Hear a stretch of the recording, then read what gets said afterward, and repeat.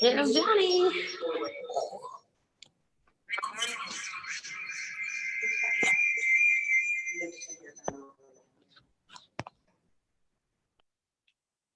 that better? Okay. Can you hear me good? Yeah, I can hear me good. Yeah, we're perfect. Awesome, awesome. My name is Jada Jenkins, and welcome, welcome, welcome. Let me see your spirit fingers in the air. I see cameras. I see spirit fingers. I'm so excited to see cameras. You can put your phones on mute or your computers on mute. That would be amazing. As soon as you get in, go ahead and put that on mute so we can get started and we don't distract anyone. My name is Jada Jenkins. I am from the DMV area, which means DC, Maryland, and Virginia. Jamal is there for as well. Jamal will be hosting this class, but he asked me to come on and help him out and share some gems and all that good stuff. So I'm excited to be here today. But before we start, I want to start off with energy, okay? Everybody put in that chat box energy.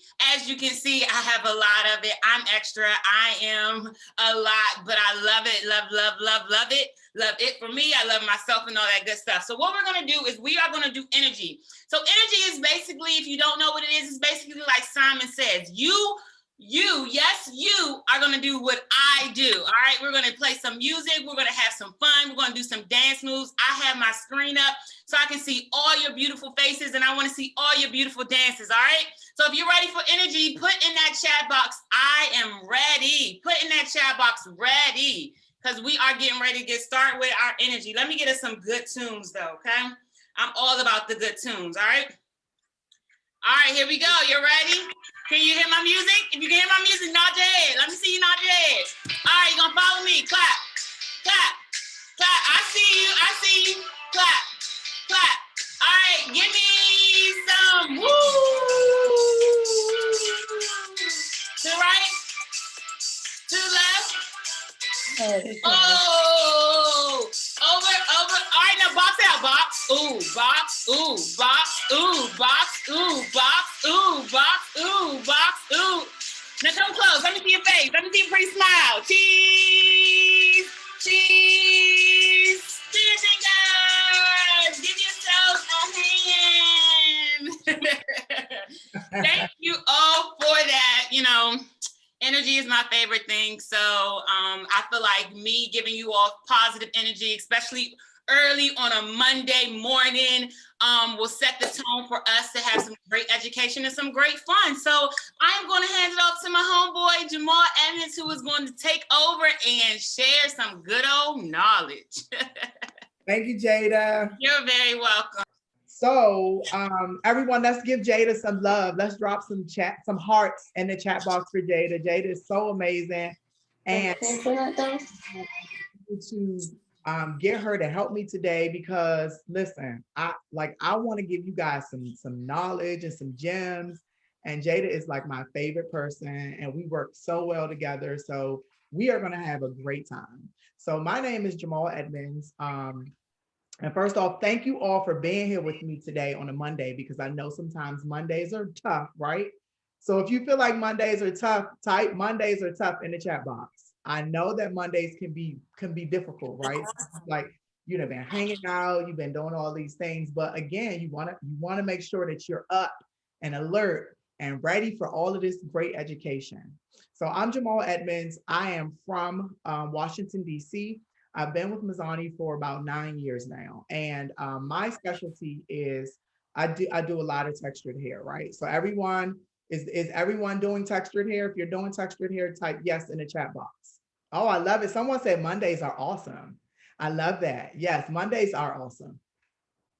All right, cool. And so I've been doing textured hair. So I own a salon in Washington, D.C. I work for Mizani. I also work for Behind the Chair. And I am also an ambassador for Redken, right?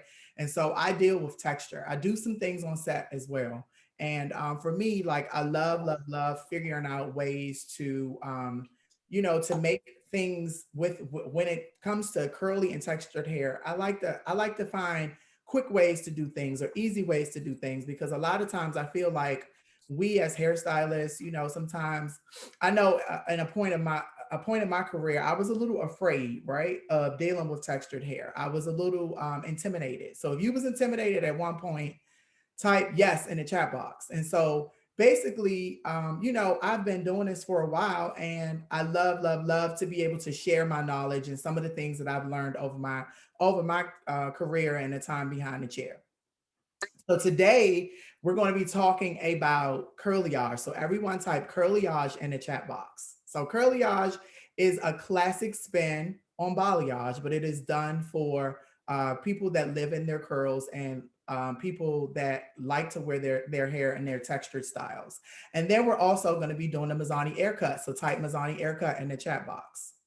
Have any of you heard of any of these? If you've heard of them, type yes in the chat box. I want to see who knows a little bit about what we're doing. Someone says no, someone says yes. Okay. Well, I'm excited. I love both because I get to share some things with you all. All right. So curlyage first is a technique that specifically I designed, and it's for clients that like to live in their curl. So if someone is like rocking their natural curls and they want some color, but they're afraid of it, right? Curlyage is a really, really good way to kind of inch them into it. And so a lot of times, like the salon guests that I get that come in, they're like, oh, they had these bad experiences with with other stylists, right? Or maybe they went to a hair salon and they wanted color, and now they're so afraid of doing it because of a bad experience. And so curlyage was something that I kind of created to like break them into it. And so curlyage, you can do a full head or you can do a partial head, and we'll talk about that too. And then Mizani Aircut is something that is a haircut that was created by our global artistic director, Tippy Shorter, and it is for people that wear their hair naturally curly. It is an amazing cut because it's a solution based cut, right? So let's say that you lack volume in your hair, right? Or you want a really, really nice shape. You're able to kind of create these or solve these solutions by the Mizani Aircut. And so paired, you give them the curlyage and then you give them a Mizani Aircut, they're all ready to go. So if you guys are excited, and if you will allow me to share some of these tools and things with you and techniques, everyone type excited in the chat box if you're excited and you're ready to go. All right, let's see some more excitement. Let's see some excitement. Yeah, someone said, let's go. I like that. I like that. All right, so I'm gonna share my screen so we can get started.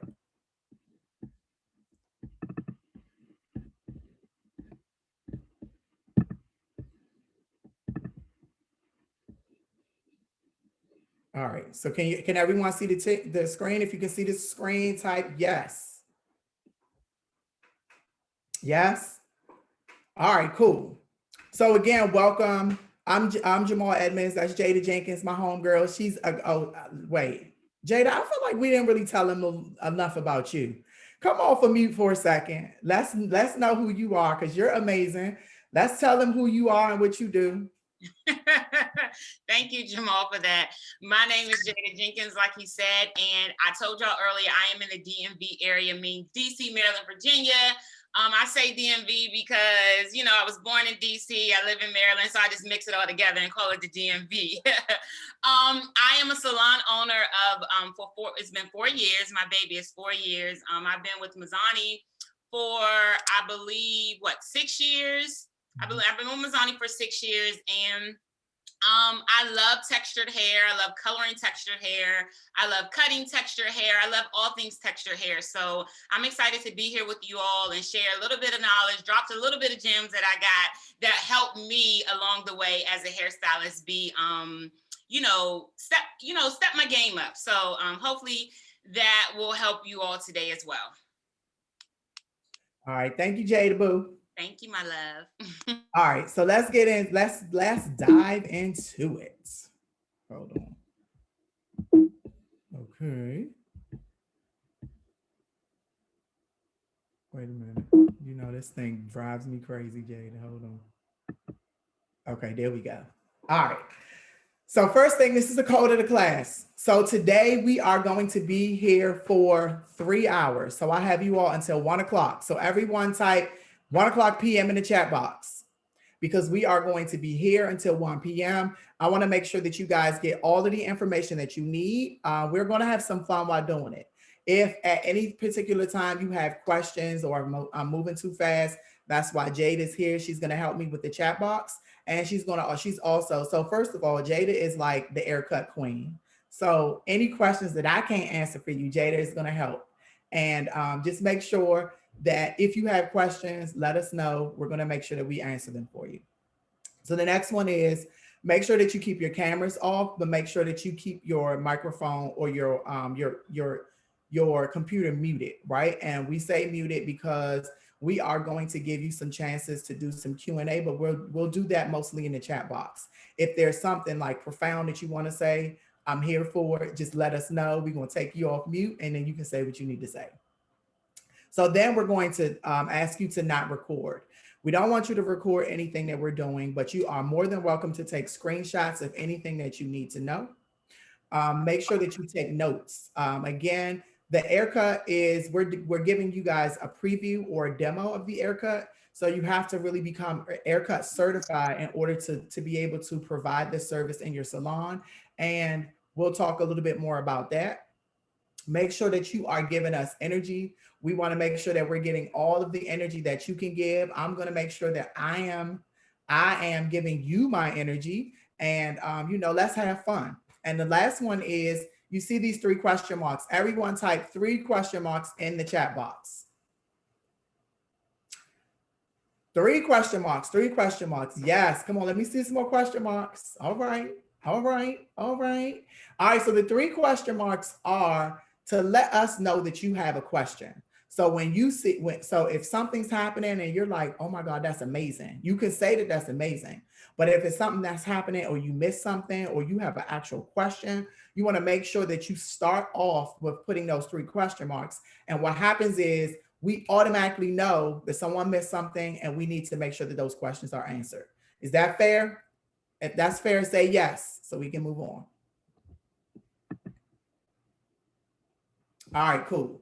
So this is the Mizani Aircut. Again, when you think about Mizani Aircut, for me, it is a great haircut that you can use for mostly everyone that has textured hair. I love it because it can also be blown out and worn straight. So same thing with curlyage. You can do curlyage on the hair while it's curly or it's textured, but it can also be blown out. So the good thing about the Mizani Aircut and the curlyage, it's a great service, that you can pair. You can actually create a package, and these can be offered simultaneously. So the Mizani Aircut, again, was created to, we like to call it SAT. So everyone type SATs in the chat box. So SAT means science, art, and technique. So everyone type SAT, and then I want you to write science, art, and technique. And so basically the science means that we are going to go through and explain to you how the hair grows. That's the science of it, right? Because we know that sometimes hair grows different. It can be shaped different. It feels different.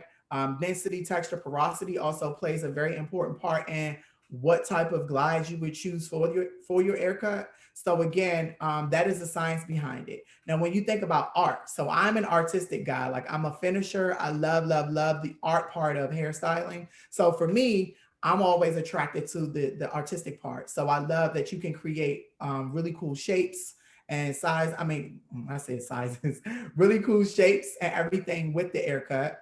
And then when you think about technique, you're going to, today we're going to show you all of the glides that you can use to help you figure out or understand what technique you're going to choose based on the texture type. All right, so curlyage. This is curlyage, and this again was something that I created in my salon. And as you can see, on the left, the young lady has she has beautiful curls, and she's wearing her hair. She's living in her curl, but it can also be blown out. So it is a very it's again a spin on classic balayage, but one thing that I want to say, curlyage, we really take into account texture type, and we also formulate based on that. So remember, everyone type low and slow in the chat box. Low and slow is something that you always have to think about when you're actually doing textured hair, right? Because you don't want to over process the hair. A lot of times when women live in their natural curls and they're wearing wash and goes and those type of things, you want to make sure that you're not over processing their curls and that their curls bounce back. So low and slow means that we're going to process it using low developer. So I typically don't ever go over 20 volume,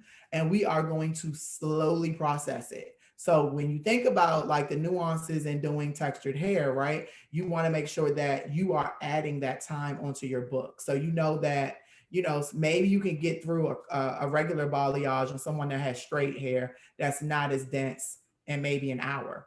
But when you think about someone that has curly hair that's like out to here when they come in, you're going to need a little bit more time than that. So we're going to talk about timing and all of those things also. All right. So a little bit about Mizani. Let's talk about our truths. Uh-oh, wait, sorry. So Mizani means balance, right? So how many of you are familiar with Mizani? How many of you are you all using the products in the salon, correct? So if you're familiar with Mizani, yes, absolutely. Okay. So Mizani means balance. It's Swahili. So we want to make sure that the hair is balanced with essential oils, moisture, and protein. That is the most important thing. So when you talk about textured hair, and when you think about like things that textured hair needs, we know that the hair sometimes grows. It's so coily and it kind of grows this way, like in a zigzag coil, depending on texture type.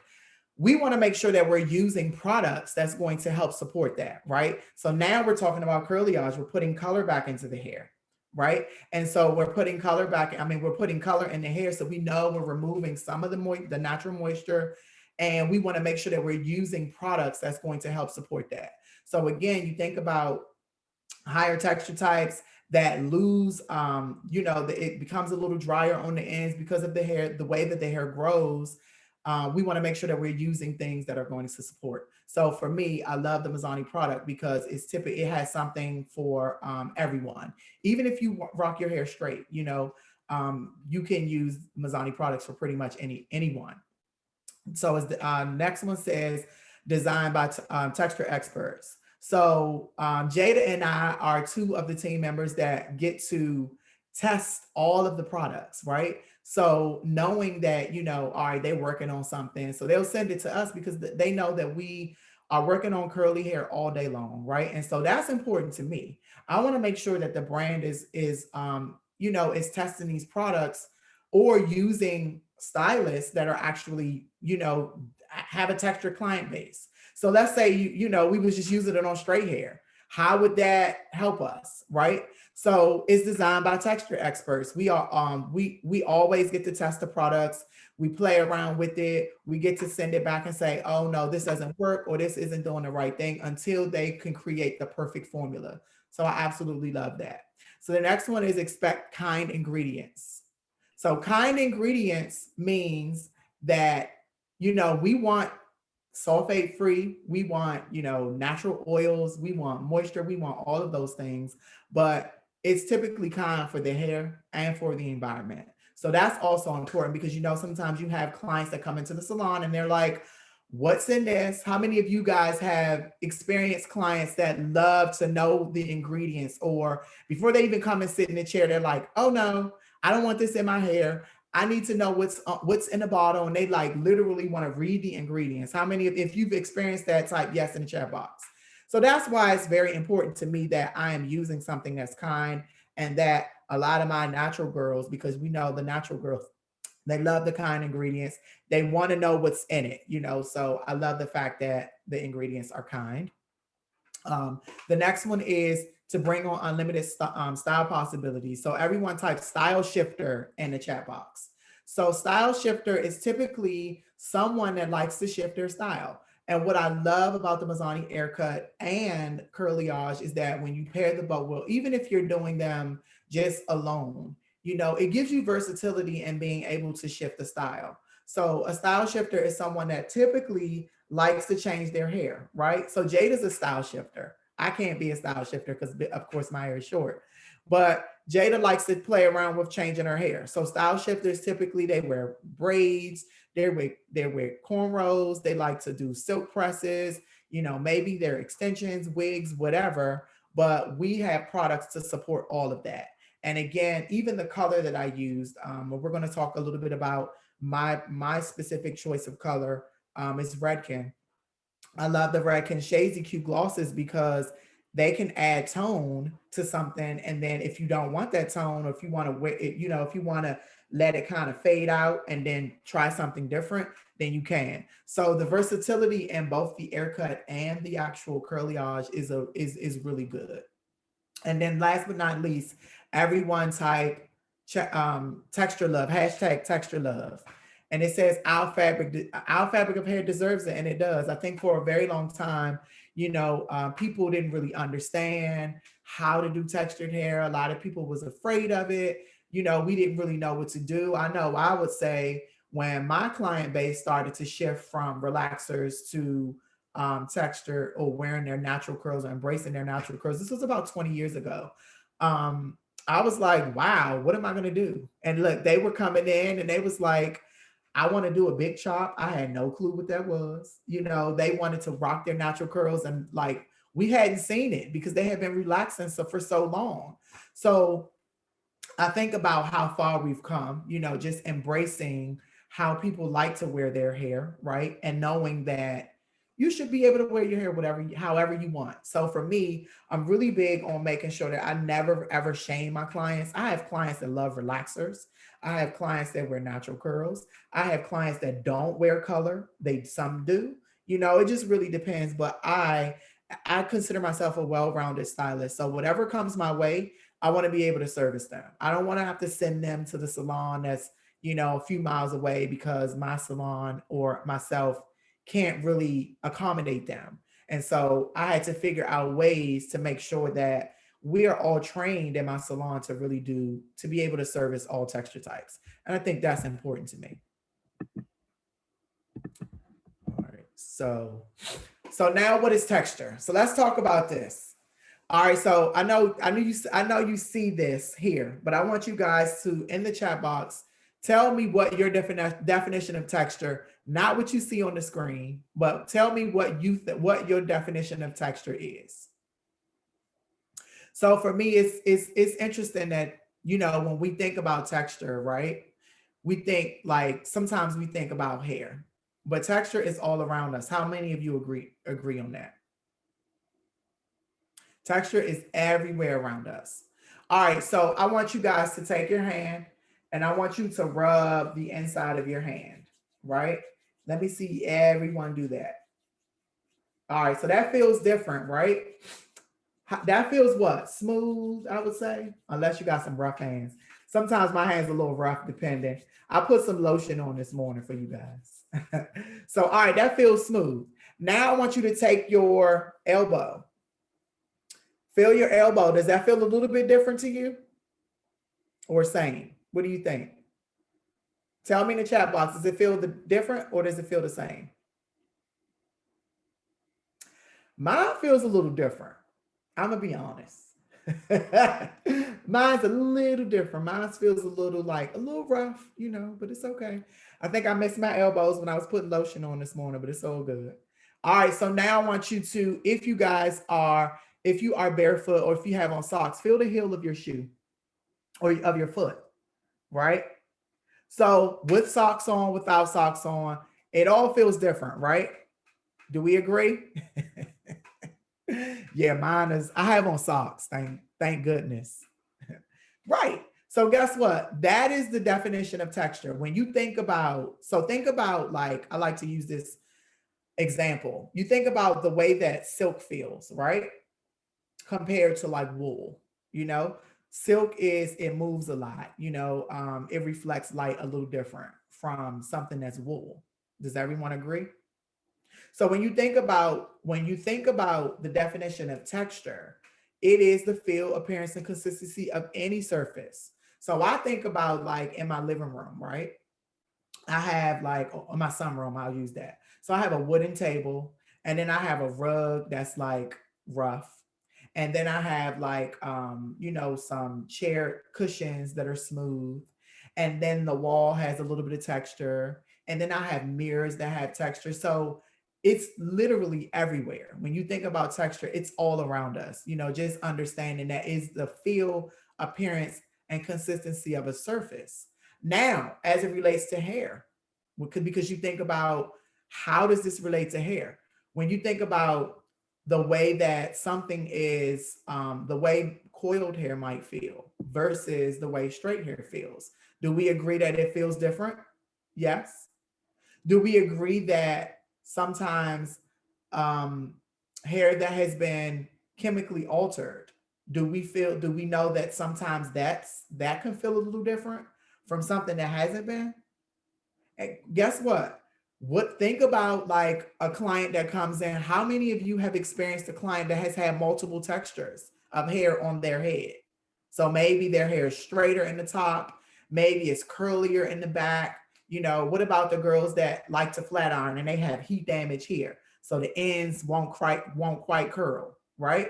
So think about all of those things and just understand that for me, the way that I like to approach it when I think about texture is that I treat each texture type individual, and we're going to get into that in a minute.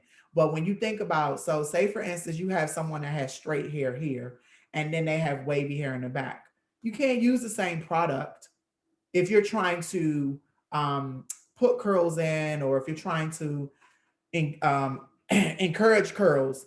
You can't use the same product on straight hair that you would use on curly hair or coiled hair. So think about this as it relates to texture types. And now we'll get into that. All right. So this is our Mizani texture key. Everyone type Mizani texture key in the chat box.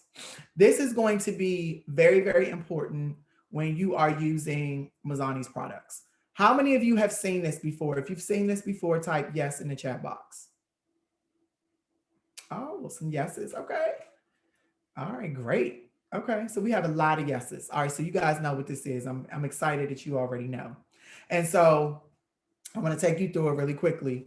So basically, a texture key is something that Mizani has created to identify texture types. So texture types 1 through 8 is how we look at it. So texture type 1 is going to be straight. So everyone type texture type 1 and straight. So the way that it's broken up is it is broken up. We have straight, we have wavy, we have curly, and then we have coiled. So and in the chat box, write 2 through 4 is wavy. And then 5 and 6 is curly. And then 7 and 8 is considered coiled. And so the most important thing about understanding texture types is that when you're talking about product selection, when you are talking about formulating color, when you are talking about blow drying, when you're even talking about the Mizani Aircut, you have to make sure that you understand what's happening. That you understand the texture type. So wavy hair typically grows down, right? So when you think about the way that wavy hair kind of grows down, so we know that sometimes the wavy is like loose waves, or they call it lazy waves, or whatever it's called, but that hair typically grows down. So everyone type wavy hair grows down. So then when you think about curly hair kind of grows out, right? So it grows this way. So remember, think about, like, my hair was a lot longer and my hair is considered curly, but my hair grew this way and I had these little earmuffs, right? That was right here. And Jada can tell you because she had to give me an haircut because my hair was so flat on the top. Like I didn't have any shape, any definition, but it's because the hair grew just out. You know what I'm saying? So it grew out and it kind of grew like almost like it looked like a little triangle. So a lot of times you see clients that might come into the salon and they have a flat crown and the hair kind of grows this way, kind of grows out, and it sits right above the ear. And what happens is you're going to figure out when if they're coming in to get a Mizani haircut, then you have to figure out a solution for that, right? So we're going to talk about that a little later. And then when you think about coiled hair, it grows up. So kind of grows diagonal, but it grows up. So everyone type coiled hair grows up. So that's the hair that you see that has all of this movement and bounce and body because the hair grows straight up or diagonal out of the scalp. So just really understanding that, is going to definitely help you better understand. It's going to help you better figure out, formulation, product selection, and also your solutions in regards to your haircut. So if you see at the bottom where you see the numbers, it says 1A, 1B, 2A, 2A, 2B. That is the consumer key. So Andre Walker, which is Oprah Winfrey's hairstylist, created something that was more for the consumers to really understand how to break their texture types down. So have you ever heard anyone come in and reference their hair with a number and a letter? If you have, type yes. Okay. So we have a few. So what happens is they come in and listen. It's hilarious to me because everyone wants to be 4C. And how many of you have had that experience where you think that someone comes in and they're like, "Oh, I'm 4C," and you're like, "No, you're not." Have you all experienced that? If you experienced that, type yes. So it's hilarious to me. I mean, I do some 4C girls, but a lot of them are not 4C. A lot of them are like 4A, some of them are 3B, but 4C, a true 4C, a 4C. And tell me some characteristics of someone that has 4C hair. Let's see if you guys can help me out with that. What do you think? What do you see when you see 4C hair, or how can you automatically say, "Oh, this girl is 4C"? Drop it in the chat box. Grows up. What else? Coiler, yes, coily or coilier, zigzag. Absolutely. What else? Let's see. Because it's one really, really important. Yes, come on now. Yes, Suliki. Yes, You got it, Suliki. That's what I was waiting for. So someone said shrinkage. That is one of the most important things. So when you think about shrinkage, you understand, because shrinkage is real. And when you talk about like all like the 4A, 4B, 4C, you can typically see the shrinkage immediately unless they're blown out. But shrinkage is typically like when you pull the hair, and like a lot of times it's so compacted, you can pull it and it could be shoulder length and you would never even know. But also what I will tell you guys is that a lot of times curly hair, 4C hair can sometimes be a little fragile. All right, so let's move on to the next one.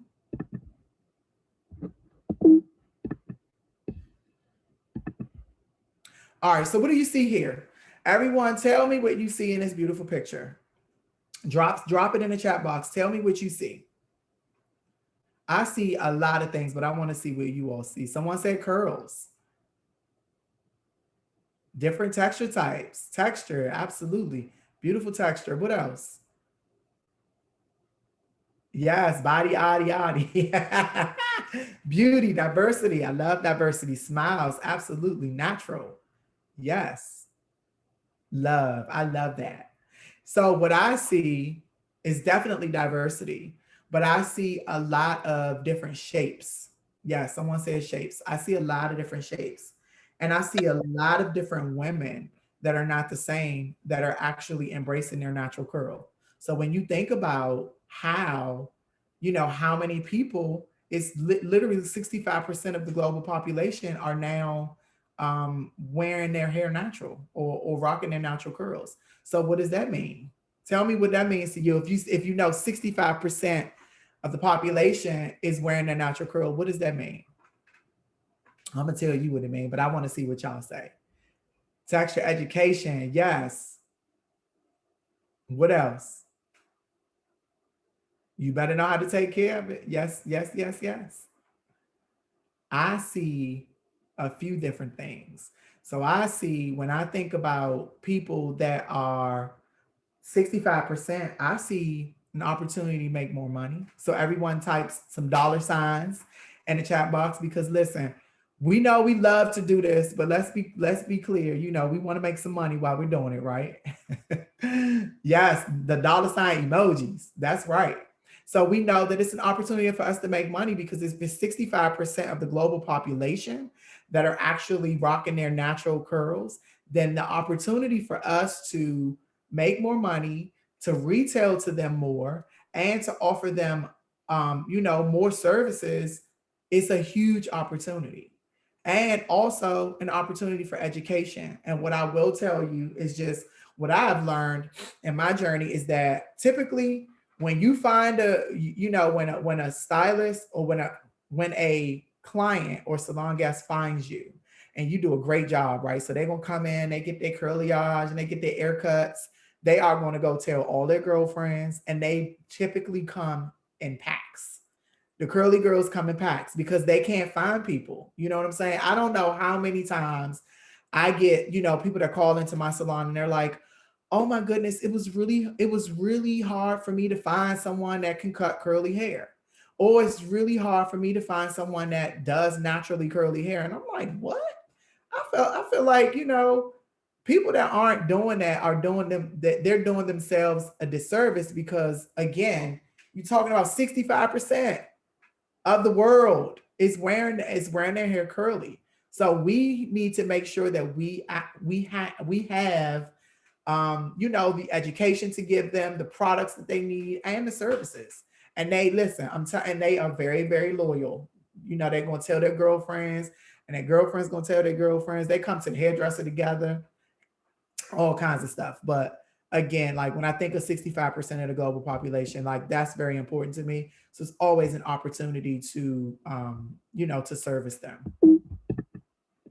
All right. I don't know what this little thing is. I don't know where this line came from on on the PowerPoint. Can y'all see it? If you see red lines on it, say yes. I don't know what it is. I don't know what's happening today. Okay. So we just gonna pretend like it's not there. Just because I don't even know how to get it off. All right. So what is curlyage? Curlyage is a simple yet effective way to lighten and tone textured hair. So I love curlyage because a lot of times my clients want to come in and they want to add color, right? So they want to add some color to their hair. But what the reason I created this was because a young lady that I met, she was like had this really really bad um, experience with a former hairstylist or whoever she was going to get her hair done. She had got her hair colored, and basically what happened is, it broke off. It was too harsh, and she just was like so done with color and so afraid to even try anything. And so for me, I thought about, okay, well, I explained to her, I said, well, it's ways that you can do it. And I think that what happens is a lot of people don't realize all stylists don't use the same product, right? And so, and then all stylists don't have the same techniques or services. And so for me, I use Redken products, and Redken products for me, the flash lift bonder inside. How many of you are familiar with the Redken flash lift bonder inside? If you are, type yes in the chat box. So the the flash lift bonder inside is the safest way for me to lighten curls. And I say that because of course it has the bond protection inside of it.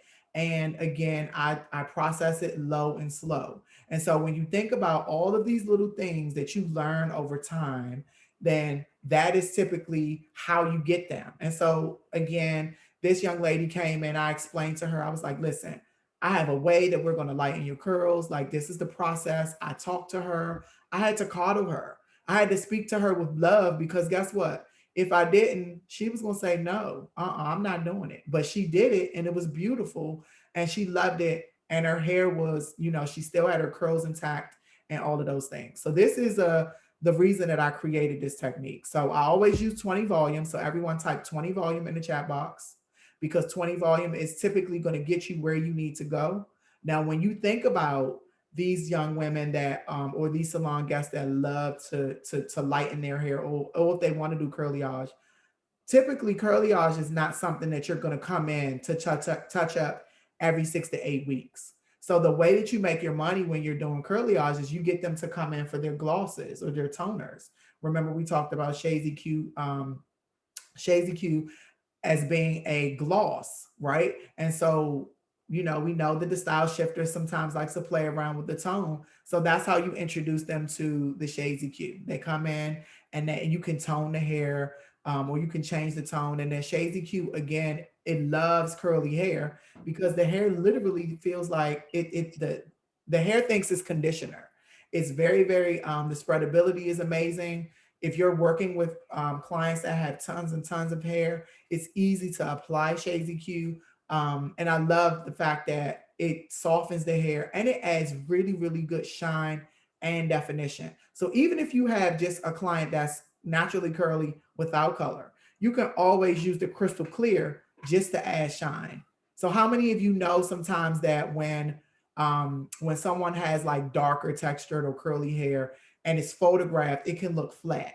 If you've noticed that, type yes in the chat box. So that's a really, really easy way to add, add a gloss or some shine to it without really bumping or changing the color. So curlyage is a great technique for salon guests that live in their natural texture, but it's also worn beautiful. It's beautiful if you wear it straight. So as you can see on the box to the right, you see the young lady has the curlyage and she's wearing it naturally curly, and then it's blown out. So all of the girls that like to do silk press, you can do your silk pressing, and the curls are still going to bounce back. Just making sure that you use heat protector. And so this is the formula that I'm going to use today, or this is the formula that I actually use for the model. I'm sorry. So flash lift bonder inside pods. The pods, I love to use them in the salon because the pods, you can literally pop them in your bowls, and it is 1 ounce to 1 pod. So 1 ounce of developer to 1 pod. So if you're using 2 pods, you use 2 ounces of developer. I like to put a little bit of developer in the bowl first. I put my pod in, and then I put the rest on top, and it helps with breaking down the pods. So again, using the mixing ratio 1:1. I like to say 1:1 for hair that has normal porosity. But if someone is sensitive or they have their hair is overly porous, I would use a 1:2 ratio. And the reason I like to do that is because, again, you're already thinking about, if they're texture type 7, 8, and they're super porous, and that, you just don't want to compromise their curl pattern. So again, always using, you can mix it. The mixing ratio can be 1:1 for normal hair. And for the sensitive hair, you can use 1:2, meaning 1 part of the lightener of the powder and then 2 parts of developer. And then the Shades Q gloss again is the 6 GI and the 9 GI. So I mix both of them, and I use the Shades Q processing solution. Now remember, when you are toning, you can use crystal clear. Crystal clear is always going to dilute. What I will say to you about Redken Shades Q is that it is very pigmented. So clear sometimes is your best friend. So if you're afraid, then use your clear. And then think about the condition of the hair. So remember, we talked about if the hair is super porous on the ends, we know that color is going to grab those ends really, really quickly, right? So that's when you use your clear. So for me, I like to use the regular processing solution. Sometimes you can use the gel to the gloss to gel, which is really good. If you like your consistency to be a little bit thicker, then it's absolutely fine that you can use that. All right, so these are the sections that we're going to use. In curlyage, we have 4 sections in the top, 2 in the back, 2 at the bottom, and then 2 in the crown, right? So it depends on the full set. It depends on whether we're doing a full section, a full head, or a partial head. So typically, when you think about money piece. So everyone type money piece in the chat box. So we know that curly girls like a money piece too, right? Just because you curly doesn't mean you can't have a good money piece. We know everybody likes a money piece. So in that top section and the front, like right at the hairline, is where you're going to create your money piece. Then what I've created is a curl pop. So everyone type curl pop in the chat box. So your curl pop is typically going to happen right above your ear. So it's two circular zones or sections that you section out right above the ear, and that's going to fall on your shoulders. If you have someone that has beautiful long curly hair and they want to see all that brightness around their face, that's where that's going to come from. So I want to show you a mannequin that has, I'm gonna stop sharing the screen really quick and take it back. Hold on. Okay. So can you all see me? All right. So this is a finished curlyage mannequin. So as you can see, you see all of this brightness and lightness around her face. You see that good money piece in the front. So what happens is when you push all of this hair to the front, you see you have all of that brightness and lightness around the face. So you have your money piece here, and then your curl pop comes from behind your ear. So that's a finished curlyage on wavy hair. And then you have, this is curlyage on more of textured hair, or more of like more of a curly. So that's wavy and this is curly. So as you can see, beautiful brightness. Again, tone is a lot different from what I just showed you. So it's all really about your toner and what you use, but the lightening process is the same. All right, so I'm gonna go back to sharing my screen.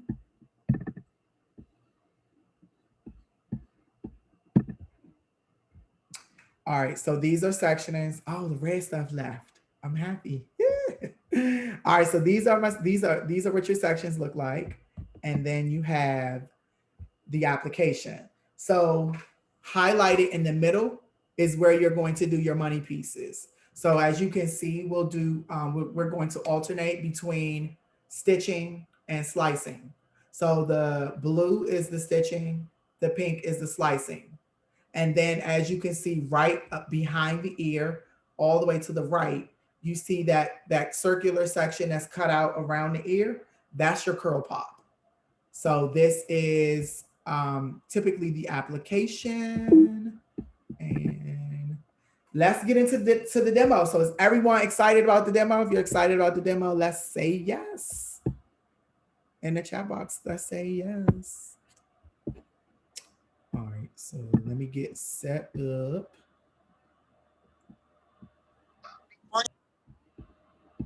All right, can you see me? Stop sharing. Okay, there we go. All right. So first things first, I want to show you the mannequins again before we get started. I'll show you it on wavy hair.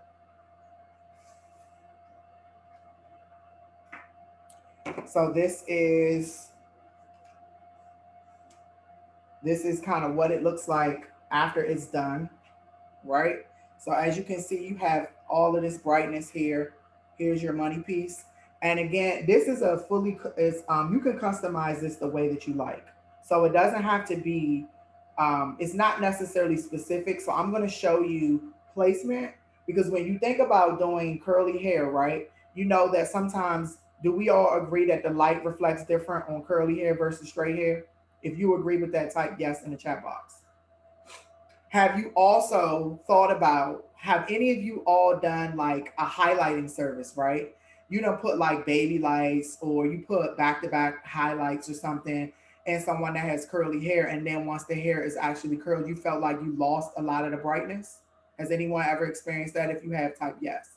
So listen, for me, I was like, okay, you think about the way that the hair grows, again, and then you think about where you need to place the color so that the curls will pop. And this is the way that I kind of created this, because I know for a long time I would just do regular highlights, or I would do other services. And basically, what happened is I would go and shampoo them and bring them back up, and then it's like the color is gone. So for me, it was frustrating. So I had to figure out, all right, well, what am I doing wrong? And so you could customize your money piece. So thinking about where you want your money piece is typically you want to start here, and then your curl pop is going to go behind your ear, right? So all of this is going to fall forward, and you see all of that brightness around the face. So what I did was I typically I toned her with a Shades EQ in the beginning, but it faded out a little bit, and so I used they have a new blondage mask, which is a VRO, and I use just the mask to add the tone to it. So as you can see, it's kind of like it has a violet tone to it. Um, but she was lifted to, I lightened her to about a level, I would say a level 8. But again, depending on where you're trying to go with it. So I'll show you this, and then I'm gonna show you the other one. So I let her naturally dry. She dried naturally, and this is a finger coil set. So she has a more of a golden tone. So you think about how it's placed the exact same way, but as you can see, depending on texture type, you want to adjust your formula or adjust your placement. So now what I'm going to do is let's get started on the demo. So I have a quad mannequin that I'm going to show you all where you're going to place. So I want to make sure that you guys can see this. Can you all see this? Is this good? All right, so let's talk about sectioning. So the first thing you're going to, well, no, before we talk about sectioning, let's talk about preparation. Everyone type preparation in the chat box. So how are you going to prep your client for curlyage? So typically what I like to do is when they come in, I am going to use, let me adjust this a little bit so you can see my face. Hold on, I'm gonna pull this up so you guys can see my face while I'm talking.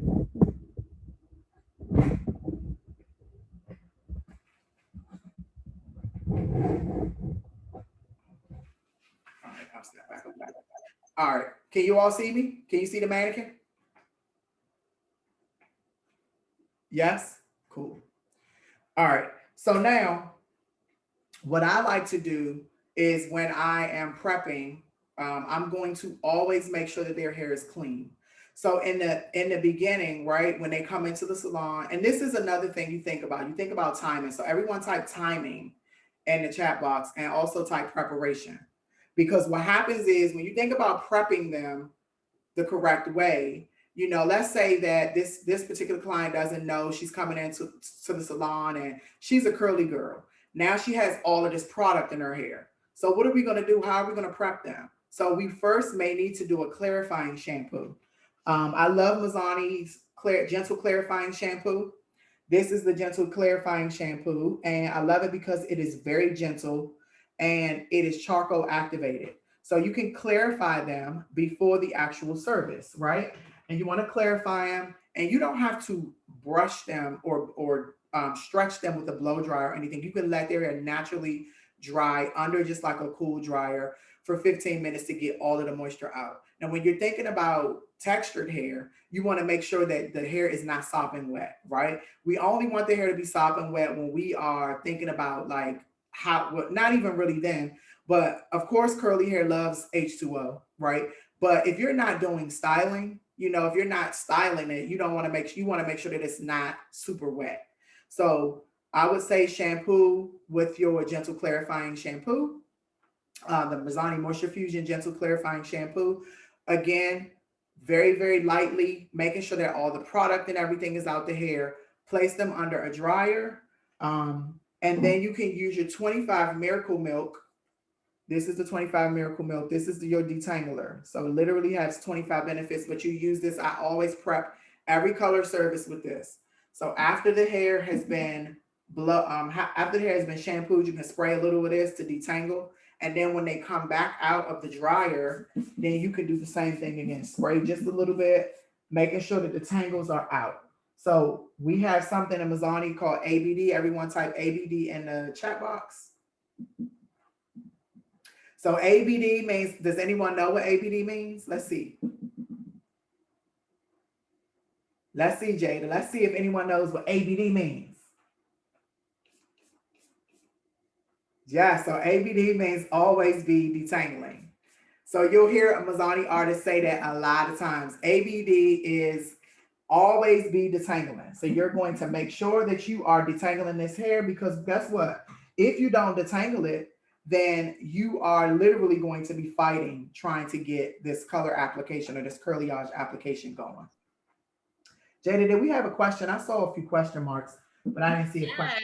Yes. So one of the questions I wanted to bring up was, what are some of what I didn't bring it up, someone else brought it up, but what are some of the challenges you find with highly textured hair with buildup? What's the outcome? So say if I were to apply color on the hair and it wasn't clean, it had a bunch of product, what is going to happen? What is going to happen to the hair? That's a really good question.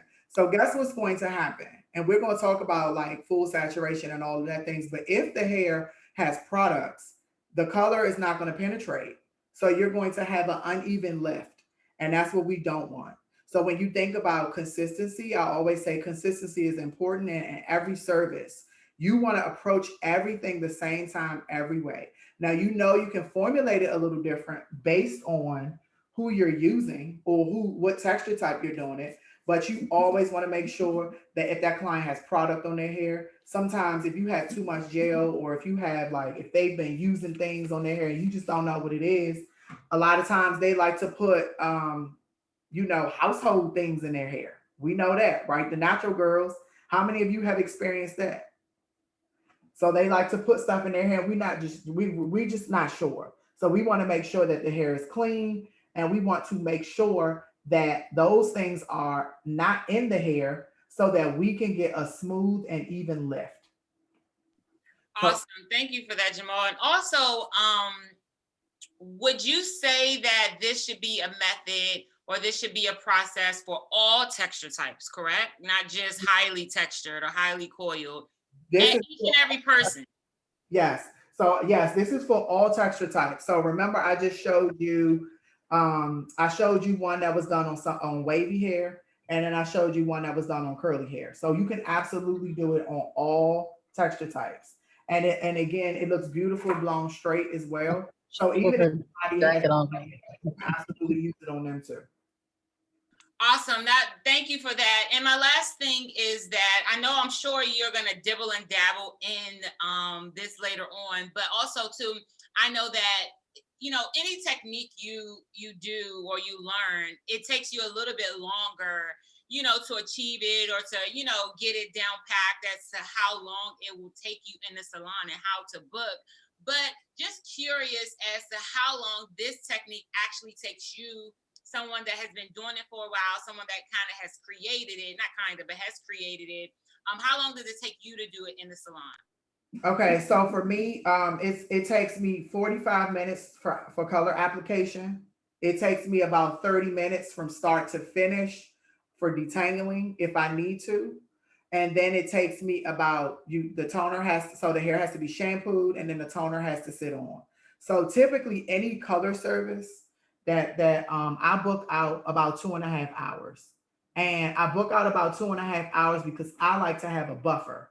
And I like to have a buffer because I don't like my clients to overlap. Like, I'm not a stylist that I don't need 5 clients in the salon at the same time. Now, if, like, let's say I do have it in my book that they'll put a gap for processing time. So while she's processing, because that's another thing. So you have the detangle, and you have to detangle and prep them. That's about 30.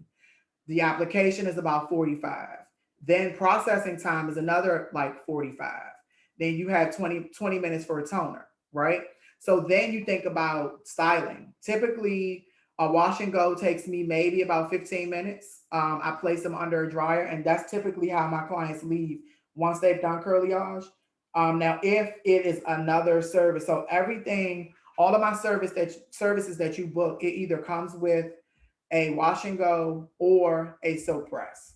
Now, if you want the option of a finger coil set or a twist out or any of those things, then those are all a la carte. Does that make sense? So the way that I created is a package. So when you get your curlyage, you're going to get your color, your conditioner, your toner, and your style. And that's one package. So when you book, all of those things are included in what you get. Now, if you book a Mizani Aircut, same thing. It comes with a style. It comes with the preparation for the service. Or what you can do is you can, another cool thing I did was I made a little YouTube video on my site to explain to them how to detangle their hair. So like if I've done a consultation, I've done a virtual consultation with this client and I know she has hair out to here, right?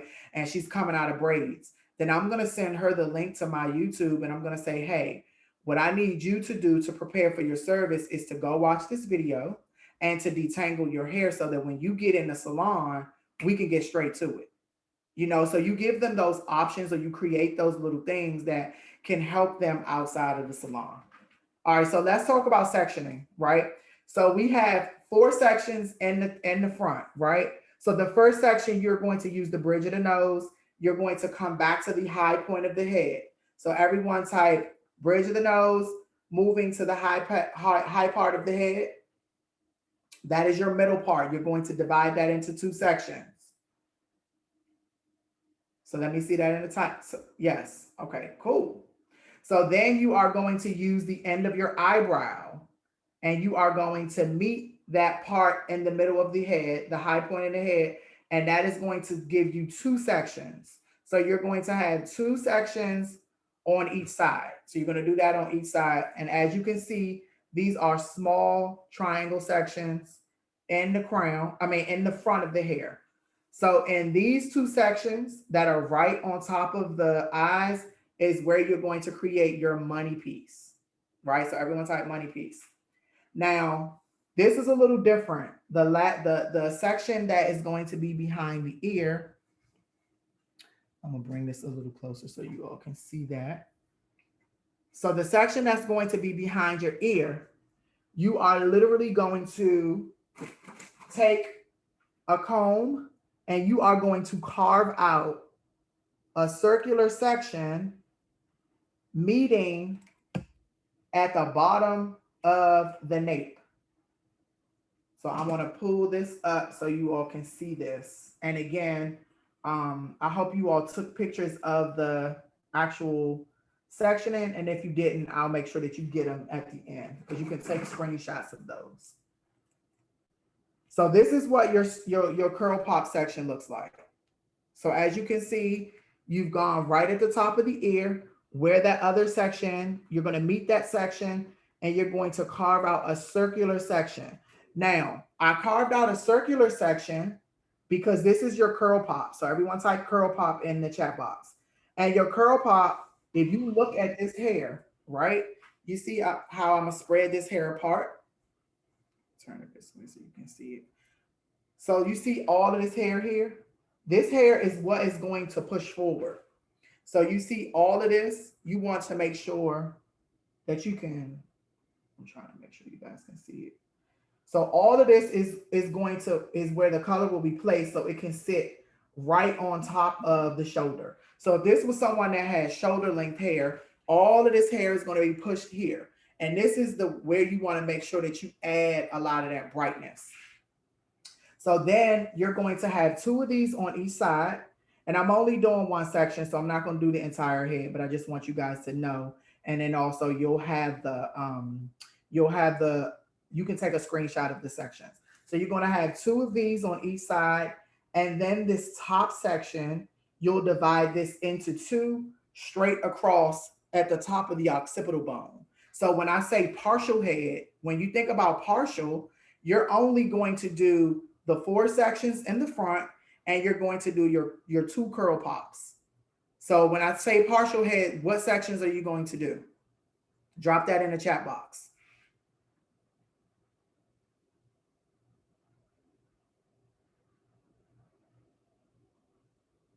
Yep. So your top and your curl pop. Yep. These are your sections that you're going to do. Now, when you think about a full head, that's when you're going to add these two sections that are in the crown, right? So now what I'm going to do is I'm going to start in my curl pop. Now, depending on how you want to do this, a lot of times you can start in the top. If you want that really, really bold money piece, always start like writing your top area, because this is going to process as you go on to the other sections. But I'm going to do it in reverse because I want to show you the curl pop, and then I'm going to move over into this section. So actually, let me section this part off so we can work in this section. And also, this is a textured quad. So what's interesting about the texture quad is it has multiple textures. So I'm going to be able to show you, like how you can change the formulation based on texture. All right, so now we have our first four sections in the front, and then we have our curl pop, right? So let's start in our curl pop. So what you are going to first do is, let me pull this up a little bit more. Jamal, while you pull that up, with question, with the layered haircut, would you end up with a brown shelf if you only do a partial? Say it again. So with a layered haircut, so I'm assuming if your hair has layers and Yeah. you only do a partial, would you end up with like brown shelf, like a hard demarcation of the colors if you only do a partial on it? No. So this is only a partial. So this is a partial. Let me show you this. So you see, you still have that. You still have that. It's not like a hard line, but you still have like some of that depth and dimension in the back. Now the difference between this and this is, and the reason I did it this way. Now this is a full head, so you see she has color everywhere. This is a partial, and I wanted to show you the difference because a lot of times, what will happen is when you have clients that are really afraid of doing color, they're only going to really commit to a partial. So I think that being able to have something for everyone is important. You know what I'm saying? So you can maybe give them a partial and then ease them into the full head when they come back. Or if they're ready and they're like, I want to do a full, then you do a full. But it is another way that you can. So like another thing that you can do is if you are afraid of so much depth in that area, then what you can do is just take a few of those sections, those top two sections, and instead of actually doing weaving and slicing, you can twist it, just like lightly twist it, just like this, right? So you can take that section and you can twist it and you can just paint lightener just on the ends. So once you release it, you'll have that, that variation of color everywhere, and they won't feel like, they have that depth. But for me, I feel like a lot of times when I think about textured and curly hair, a lot of times that depth that's in the middle or in between is really what makes it pop. So when you think about having that depth in the back, it's going to brighten this and it's going to make this stand out a lot more. So it really kind of just depends on, whether or not you are, all of this is, you discover all of this in consultation. So a lot of times that's another very important thing is you making sure that you consult with them to really understand kind of what it is that they want. And then you kind of make the best, you make the decision based on like what it is that you want. All right, so now what I'm going to do is again, red can flash lift bonder inside. Let me show you what that looks like. So this is the flash lift bonder inside. Again, I'm always going to use my 20 volume. I love this because this is going to protect my curls. When I think about lightening curly hair or textured hair, I'm never ever using anything else. The hair feels amazing and soft every single time. And I typically don't try to take them past a level 9. If they can go past, but I always say like in one visit, I'll take you maybe to a level 9. Like if they trying to get to a 10 or a 12, then I will I won't do it in one visit unless they are like pixie short. But if they want to be extremely blonde and they want to keep their curls, I don't like to do it in one visit. So just always think about that. So your when you are mixing your flash lift bonder inside your 20 volume, always use a plastic whisk. And you use a plastic whisk because this is what Reckin recommends. And I am using my 1-to-1 ratio. So typically in the salon, I like to keep my bowls, I keep my bowls filled, right? And I just go from bowl to bowl. So my assistant will give me like multiple bowls. If I know I have someone that has a lot of hair, I'll typically use about 3 bowls, right? So I'll have 3 bowls with whatever my formulation is, and then I'll have it on my station. And then basically what I do is I move, as I use lightener, I move and continue to use my product. So great detangling brush, making sure that the hair is free from detangles. Everyone type, what was that? What did I just tell you? What are the letters that I told you to type in the box? Let's see if you guys can remember. Yes, ABD, ABD. So this is my detangling brush, guys. If you're interested, you can go on to my Instagram, and it's called the Texture Tamer, and they are available. But I love it because it's very flexible. You can actually use it for styling, and it's really, really easy to clean. So you can think about using those. You can think about something like that. So now remember, when you start when you start with your placement, you are always going to start with a stitch. We're always going to start with a stitch. So tell me what we're going to start with.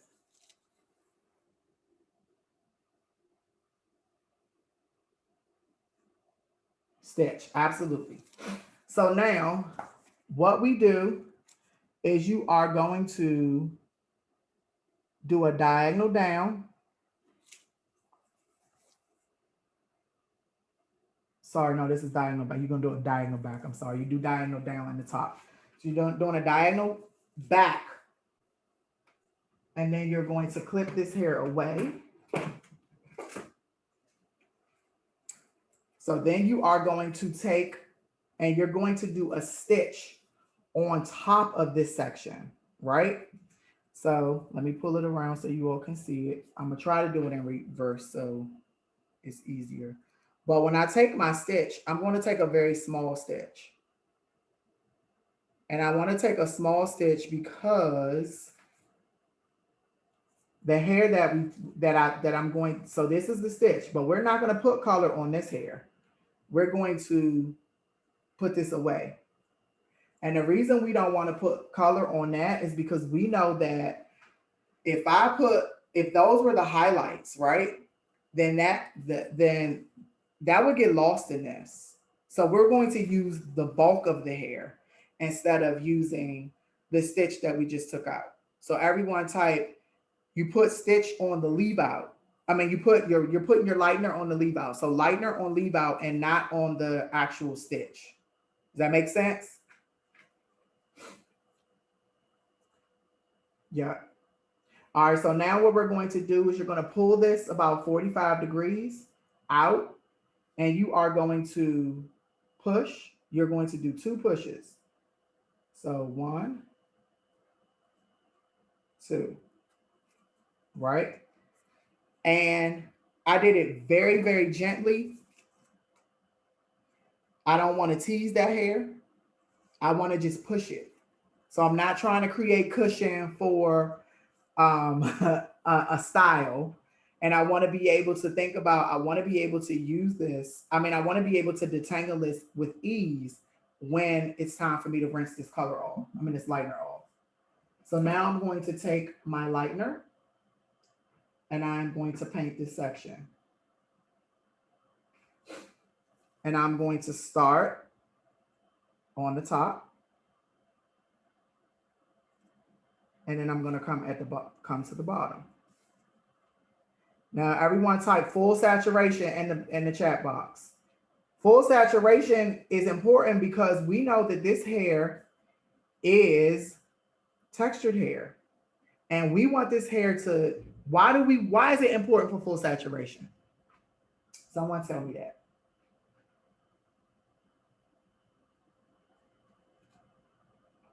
Yes. All of those things. Maximum lift, porosity, even lift, absolutely. So you want to lift this up. And now you're going to go underneath, right? And you're going to paint this. And then you are going to take a Redken edge brush and you are going to do 2 pushes on each side.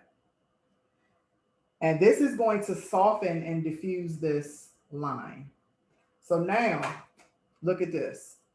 So as I'm pinching this hair, can you guys see what happened? Tell me what just happened. As I was pinching that hair, what happened? Remove product. So now what we're going to do, make sure you always have a wet towel to your side so you can get that product off your hand. So now tell me what we're going to do. If we remove product, am I just going to leave it that way? Or what should I do? There you go, resaturate. All right. So now I'm going to resaturate. I'm going to make sure that I put lots and lots of color or lightener on this. And then what I'm also going to do is you can scrunch this hair up just a little bit, right? Don't have to make it so flat. You can scrunch it up a little bit. And I like to scrunch it in the foil because what happens is it kind of encourages it to live the way that it is. I don't need it to be super straight, but I do want to make sure that it's fully saturated, right? But I don't necessarily want to smooth it out because I know that that hair is curly and I want to encourage that hair to live the way that it is. And then I'm going to sandwich this. And I'm going to sandwich this instead of, I'm not going to fold it.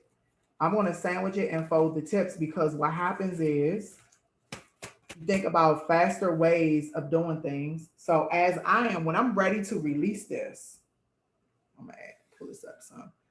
When it's time to rinse her, all I'm gonna do is pull this. Now, if I did this and then folded it, yes, it's neater, but tell me what am I doing? If I do all of this, what am I doing? Yes, adding time.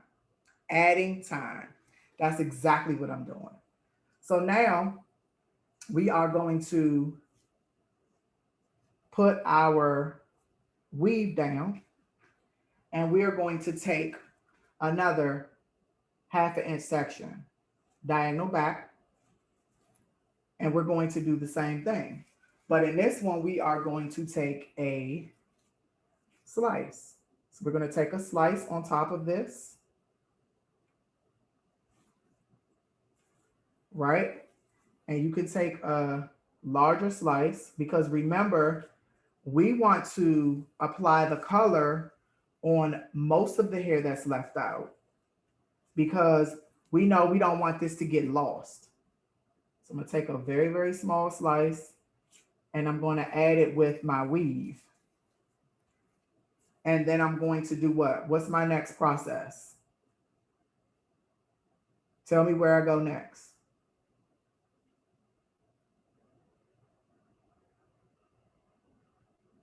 Where am I going next? So I'm holding there 45 degrees and then what do? Push, there we go. How many times am I gonna push it? Twice, absolutely. So we wanna start at the bottom because we know we have some shorter hairs here.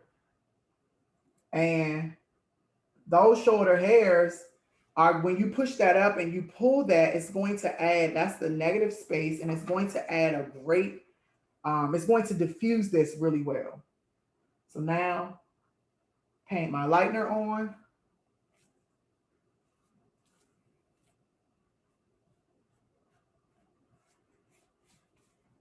Gonna paint my lightener on again, making sure that I get both sides and I'm doing what? Tell me about my saturation. What am I doing?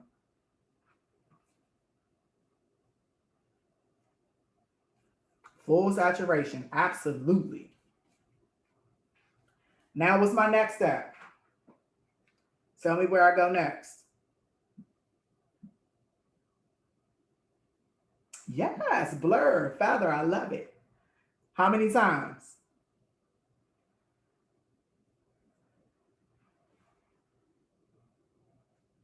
Twice. There you go. So now I'm going to lay this on my foil. I'm going to remove the product from my hand. And then I'm going to do what? What am I going to do? Am I going to take the foil and close this in, or what am I going to do next? Resaturate, absolutely. So I'm going to resaturate this particular section. And again, I'm going to go up because I don't want to stretch this hair out if it doesn't really need to be stretched out. So I'm gonna resaturate. So a good thing is when you can push the hair up a bit, right? And then when you want to resaturate, instead of going down because you don't want to bring that hair down, you can go across. Does that make sense? And then you are going to sandwich your foil.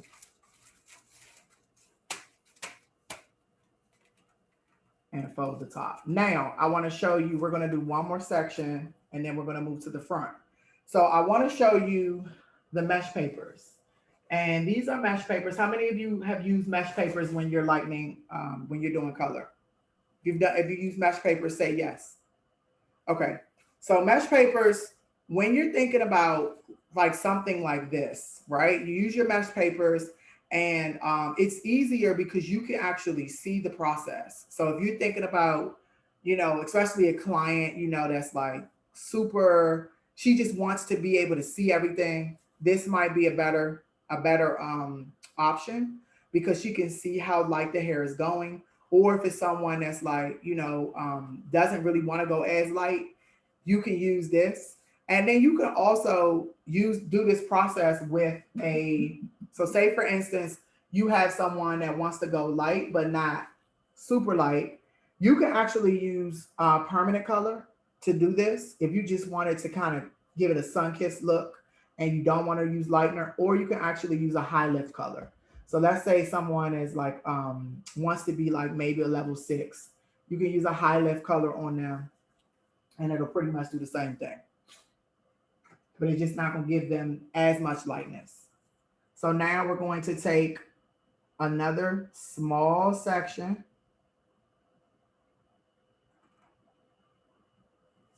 Right? So we're going to take a small section and we are going to then take our weave out. So think about now we're going to weave again. So now we're going to do our weave. And are we going to put the lightener on the weave part?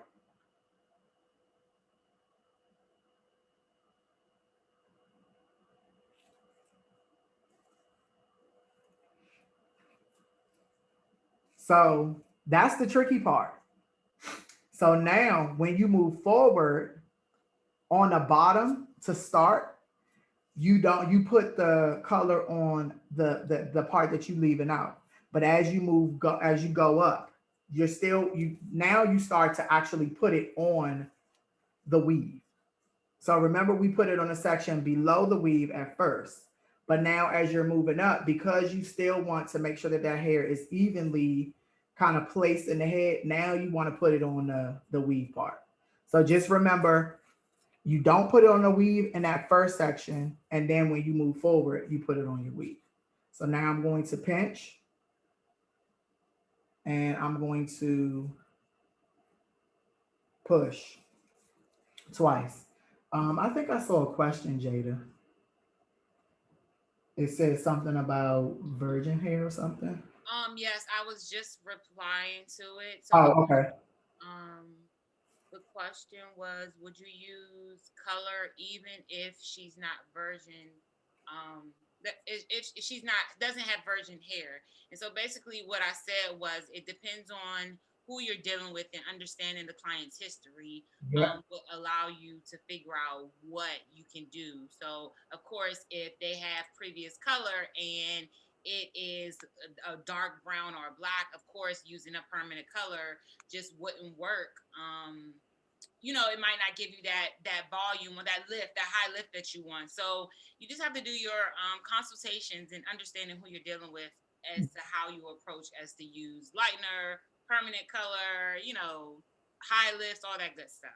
So that's how I answered it. Did I answer it right for you, Jamal? Absolutely. Absolutely. Absolutely. Thank you, Jada. All right, so now I want to show you like what the mesh looks like. So now here's the mesh. You're gonna put it on the mesh again. We are going to make sure that our hands are clean. And then we are going to resaturate. Now, here's the thing. This is what I want you guys to understand. You see this section, right? This hair wasn't blow dried or anything. So as we prep this section, this is more of a wavy texture, right? So wavy texture would be what? Tell me what the numbers, the texture types for wavy would be.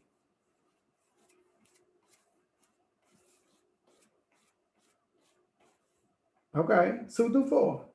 All right, cool. So what happens is, because this is wavy hair, right? I'm formulating for this particular texture type.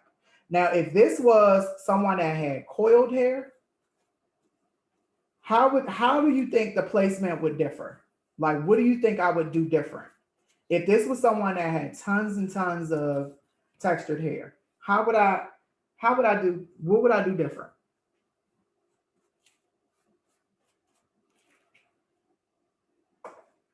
So I'm gonna tell you what I would do different.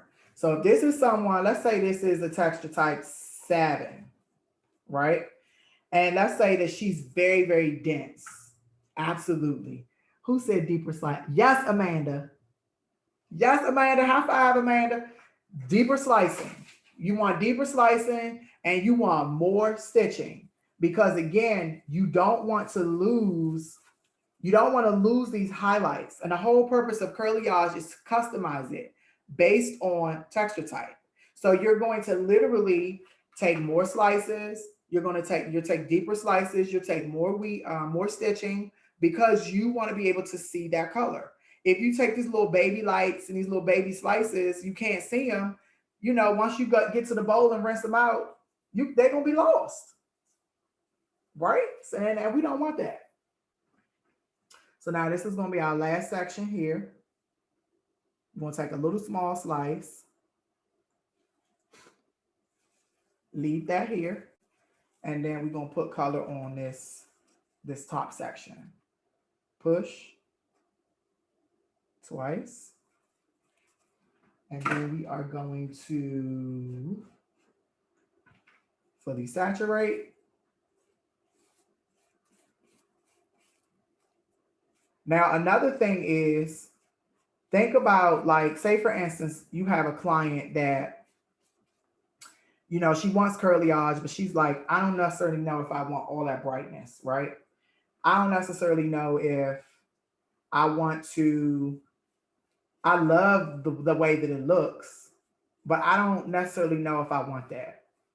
So then you can take, and instead of going all the way up the shaft, you can literally just come midway and paint the color or paint the lightener on, you know, halfway down. And what happens is, the beautiful thing about curly hair, this will still be beautifully diffused, but once it's curly and the hair kind of reverts back to its natural state, you'll still have that beautiful dimension inside of it, but it may not be too much for that specific client. So just kind of think about, you know, you can ways that, again, this is the way that I do it. But of course, you know, you guys can take it back and spin it, or what, you know, things you like about it, you use, or if you want to add some stuff, then, you know, you absolutely can do that too. So it really just kind of depends. But like, for me also, I love the way that, because of the diagonal placement, it gives you a lot more brightness around the face, you know, and so that's the important thing. So think about that. And then it adds dimension into the curls too. So now we're going to push this hair up, because we want to encourage it to stay in its natural state. And then once we push it up, we're going to go across to make sure that it's fully saturated. And then we're gonna close it.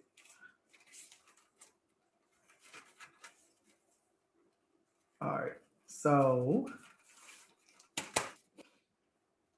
now let's go over here to our money piece. Pull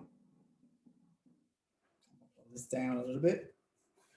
Does anybody have any questions about what we did so far? We're gonna go over to our money piece here. So just to reiterate, for all textures, you would prep the same way for that. Yeah, all textures we prep the same way. So texture types 6 and 7.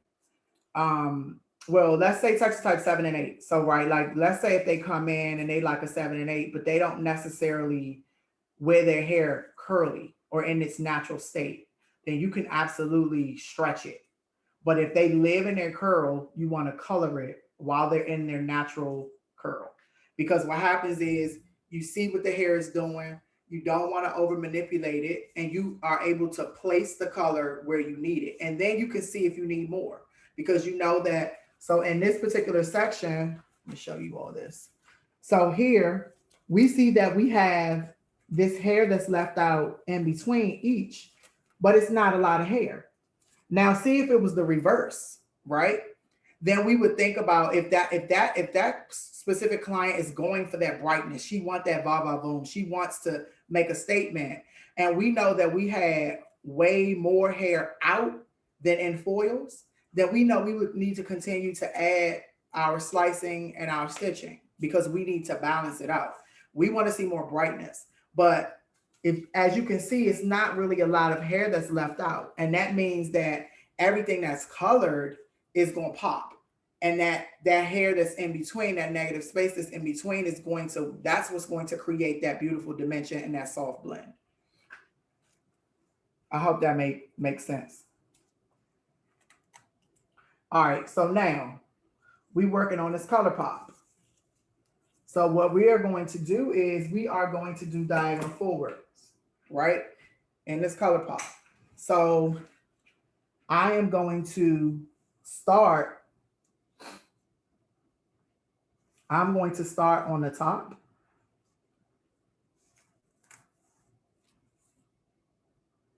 I'm going to section this out, right? So I'm going to take about a 1/2 inch section. And then the great way to customize this is you're going to bring it over this way. The great way to customize this is you think about, you're going to take, again, remember we start with a stitch. We're always going to start with our stitch. So you're going to take a small stitch though. So you take your small stitch.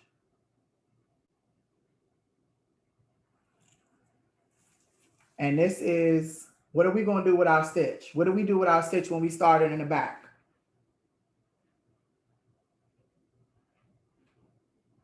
So tell me what we're going to do with our stitch. Are we going to put the color on our stitch, or are we going to? Yes, we're going to put the color on our, we're going to clip it out. That's right. So we're going to clip this away because we want to put color on most of this hair. So now what we're going to do is we are going to pull this onto the opposite side, and you are going to push twice, and then you're going to apply your lightener. While you're applying your lightener, Jamal, question. Yes. Now, I see that you have a middle parting for that. What if the person loves a deep side part? Would you still approach it with applying the color with the middle part, or would you go and do a side deep part? So that's a really good question. And I would still approach it the same way, because you think about, and the reason why I would approach it the same way is because you're placing this color on the same place on each side. So I'll show you the finished mannequin. Even if I'm going to switch my part, if you place the color where you need it, you're going to have that brightness wherever you go. So you can flip it from side to side, and you still going to have that even balance of color. So it's very important that you remember your sections, how many foils, how many slices you're doing in each section, because you're going to do the same thing on each section. So I'm not gonna put, if I put 5 in this section, I'm putting 5 in this section. If I do 3 slices, 2 weaves in this section, they're exact same in that section, because what happens is when you move the hair in other directions, you still have that balance and you still have the placement, which is going to help the color look good and either way, whatever way you decide to wear it. Does that make sense? Yeah, I love how you approached it that way, because it's kind of like it's versatility and you Yeah, have options and you're not just stuck in one style of wearing it a right side deep part, where yeah, you can do a deep side on the a deep part on the right, on the left, in the middle, and you'll still have that dimension, you still have those pops of colors, and it'll yeah. still look amazing. And then remember, because we're doing that push, we're leaving some of that negative space closer to the root. So wherever you move it, you still gonna have that negative space throughout the entire head, but you'll have that pop of color that's gonna come out, and you can move it from side to side. So I'm gonna finish this section, and then I want to go to um I want to go to the mannequin, and then I'm gonna show you basically what it looks like on the finished mannequin, so you guys can see. So we'll move the part. All right, so that's your first section. And then you're gonna do the same thing. So next, so remember, we're gonna take another small section, about a 1/2 inch.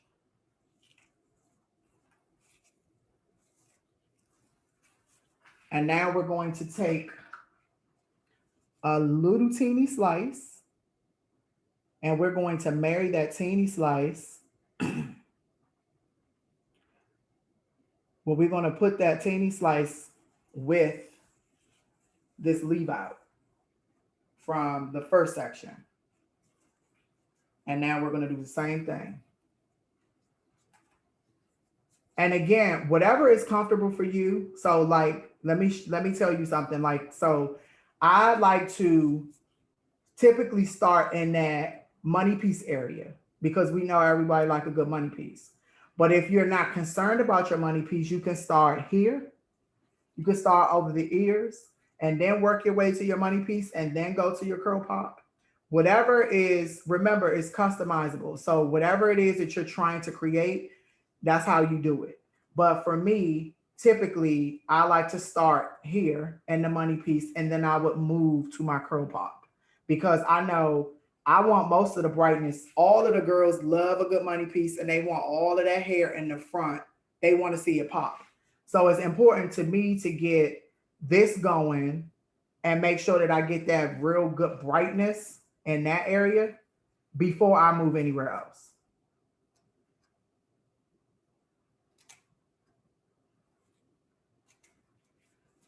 And then also think about how you are going to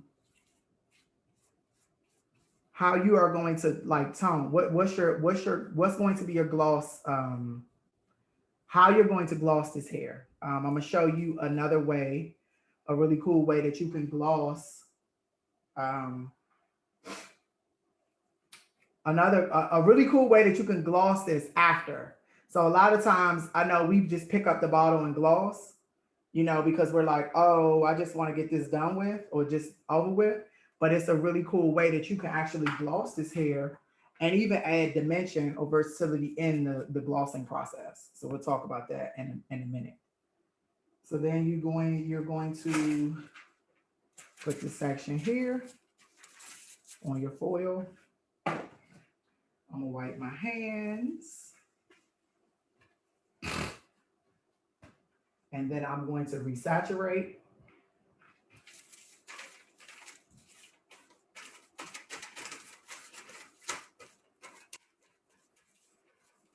Resaturate here. sometimes I like to go in and make sure that that's good. You know, the feather or the blur, however, whatever you want to call it. And then I'm going to close this. Now, you're going to continue this. You're going to finish this section. So what I would typically do is go for my money piece. I would come, move this here, and then I would come to this side. Then I would go above my ears. So you're going to concentrate in these two sections first, and then you'll move to the opposite sections. So start in the front, move here, here, and then your curl pop. So really just kind of depends on what you want, but you're going to continue this section. Remember, always start with a, tell me what we started with. We started with a what? When we started, did we start with a stitch or a weave? I mean, a stitch or a slice. Always start with your stitch, because that's going to give you that great balance, or that great dimension around the hairline. So let me take her off here, and I want to show you all another.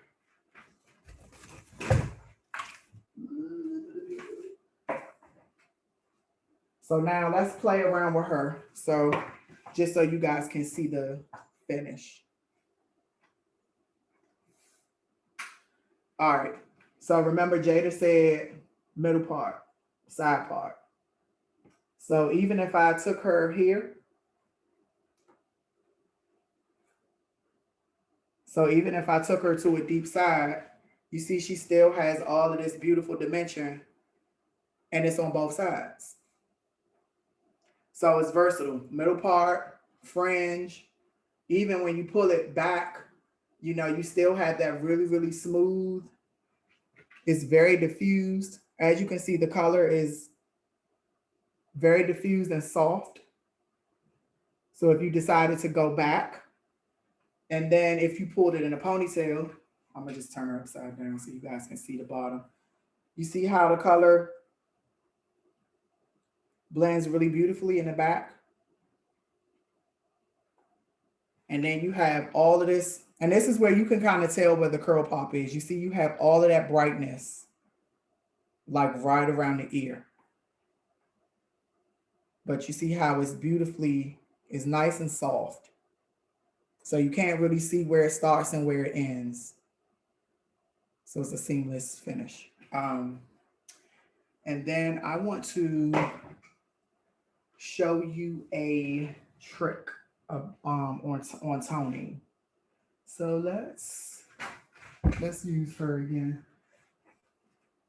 So now, all right, let's say that we've rinsed her out, right? We've taken all of the foils out, and now we are trying to figure out what we're going to do to gloss her. So let's talk about that. So what's really interesting of what you can do is, one second, let me grab my balayage board. So you can take your balayage board.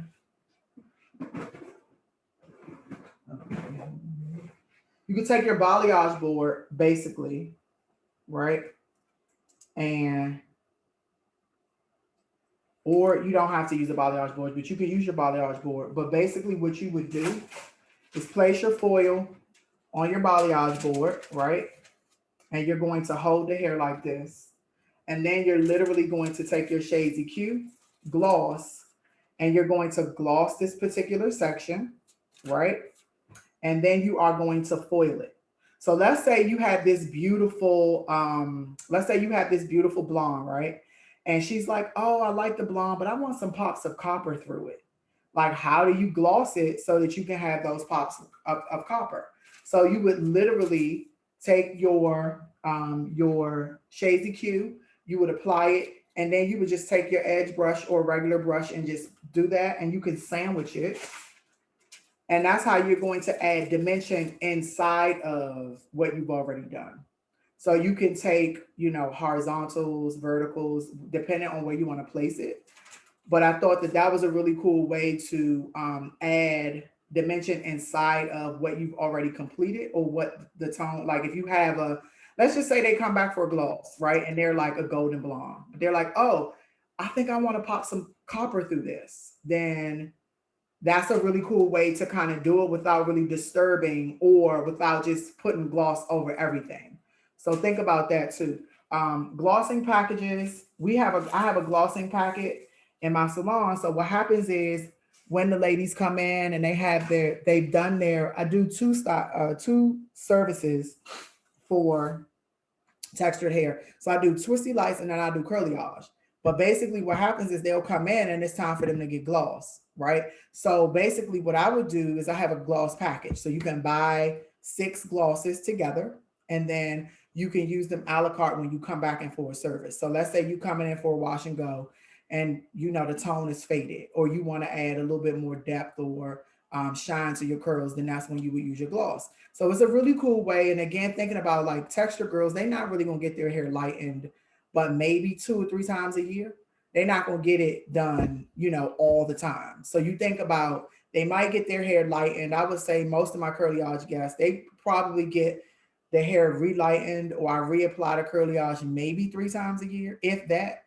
But it grows out so beautifully that they have all of this beautiful dimension in their curls. So it's almost like when they just see it around their face, they're not really worried about, they don't want it necessarily close to their scalp. So just think about that. So typically the way that I make my money is on glosses, treatments, and packages, when they come back for the service. So I hope that makes sense. So I'm going to sit down and then I want to go back through everything and I want you guys to give me some ahas and some things that you learn. All right. So how's everyone feeling? If you're feeling good, type yes in the chat box. I'm feeling good. I hope you guys are feeling good too. All right. So tell me a few ahas. So in the chat box, tell me a few things that you were amazed or you felt like you learned today, just specifically to curlyage. Yes, leaving the stitching out. What else? Over directing the money piece. Thank you, Teresa. Amanda, leaving the hair saturated is more. Yes, absolutely. Chelsea said curl pop. Abigail said the color pop. I love it. Jenna said, I think the pop is really helpful. Yes. The technical part. And again, so what I thought about pushing instead of teasing. Thank you, Claire. Danielle said low and slow. Love that. It's okay. So this is the thing that I thought about. So I when it comes to coloring textured hair, I see a lot of people do freehand techniques, right? And it's nothing wrong with the freehand technique, but I want my guests to feel, when you think about balayage, right, and how technical it can be and how, you have the V's and the W's and the diagonal forwards and the diagonal backs and all of those things, right? When you are speaking and talking about those things in the hair salon, while servicing that client, they feel important because they know that they are in, you are customizing a service specifically for them. Now, when it comes to textured hair, it's a little different because I think sometimes people like to take shortcuts. But for me, when you go into a salon and you're getting color and you're just doing a freehand technique, right? And they just feel like, okay, well, what is he doing? Is he just putting color on whatever piece of hair he decided he want color on? It's nothing wrong with that, but I want my guests to feel as if they have a service that can be customized to them, just like everyone else would.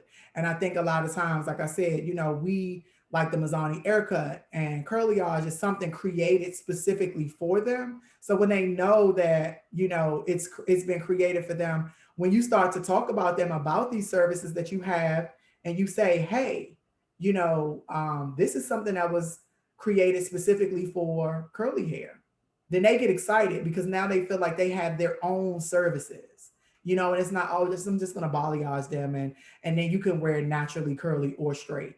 No, you want to create services that make them feel a part of the salon, so I think that's also very important. So Claire's question was, How would you go about doing a retouch in this technique, avoiding over processing previously lightened or not over blonding? So that's a really good question. So for me, I kind of stick with the color mantra with Redken. And Redken typically what they do is, when you never want to reapply it to the hair that's already been blonded or sensitized. So literally, you think about, you go in and you part the hair the same way. If you've done it, um, you can create like a little card. Like if you had head forms, so I know I use Redken, and a lot of times they have these little head forms and their class things where you can actually draw out, the formula, or you can put the lines and all of the things like to create the stitching and all of that. So you'll have this attached to the color card or formula card, just like you would have for your Mizani Aircut. So when you go in, okay, I took 2-inch sections. The first section is always going to be a stitching that's close to the hairline. So we know we're going to leave that out. And then we're going to put the hair on the bottom of that. So just thinking about how you did it, you're literally going to go back, do the same thing, but you're not going to pull it all the way through. So the trick to blonding or making that hair look brighter is you go in with your clear. So I don't know how many of you know that, but you can go in with your clear. Your clear is going to always brighten that. So if the ends are dull and you do your retouch, then all you do is you go back in with your Shades EQ on your ends, and it's going to give it some shine, and it's going to bump it up a bit. I hope that makes sense, Clear. All right. So really quick, I want to go back through it. So Curlyage, we know, is created for curly clients that live in their curl. It's a spin on balayage, but it's done on all texture types. So remember, when we first start, we start where? Tell me where we're going to start. If you're focusing on your money piece, where are you going to start? Tell me where you're going to start. If you're starting in the front. Okay, so if you're focusing on your curl pop, where are you going to start? Yep. Behind the ear. Yes. Behind the ear. So you're going to start with if you're starting behind the ear, are you going to do diagonal what? Are you going to go diagonal back or diagonal forward? Diagonal back. All right. So in the front, you're going to do what? Diagonal what? Diagonal forward is in the front. Diagonal back is in the back. Okay, cool. So then you are going to take your weave section and you're going to do what? How many times are you going to take your comb and do what? Yes, and the push, explain to me why we're going to do our push. What does that help with? Easy comb out, and what else? Yes, diffusion. There we go. Blending, absolutely. All right, so then we're going to sandwich our foils. And why are we going to sandwich them instead of folding them all up in all of these little teeny little packets? Time. Because let me tell you something, when you are working on textured hair, you think about you already working on hair that's out to here, right? So you want to be able to think about things that are going to help you quickly. So you sit them at the bowl, you grab all of them foils just like this, and you literally slide them out, and that's it. Now, if you have folded them up, now you got to go back, unfold them, recheck, all of that stuff. So when you are applying the lightener on the hair, what do we want to make sure that we're doing? Full what? Full saturation, absolutely. And why do we want full saturation? Even lift. All right, so let me go back. So what's going to happen if a young lady comes in the salon and she has all of this gel in her hair and she's like, I want curlyage, but I just put gel in my hair, but I just want to get it done now. So how are we going to prep it? We're going to shampoo it or wash it, but what are we going to use? Clarify. That's right. Okay. Yes. So y'all are paying attention. And then last but not least, when we are going to gloss them, how can we do what can we do to add some dimension into that gloss? If somebody comes back and they're like, I want some pops of color in there, what are we going to do? How are we going to apply that? We can low light, but with what? How are we going to do it? Shades EQ, and then we can put it on what? Yes. Pull out foils, use your balayage board, all of that. All right, so you guys are amazing. So what I want to do now is everybody ready for like a 5-minute break? Can we do a 5-minute break? Y'all feel good? Look, everybody's like, yes. All right, so we're gonna put the music on for you all. And what we're gonna do is we're gonna give you a 5-minute break. And when you come back, we're gonna go back into the Aircut, the Mizani Aircut. So take 5 minutes. So Jada, what time they need to come back? Let's say 12:05. Okay, so everybody come back at 12:05.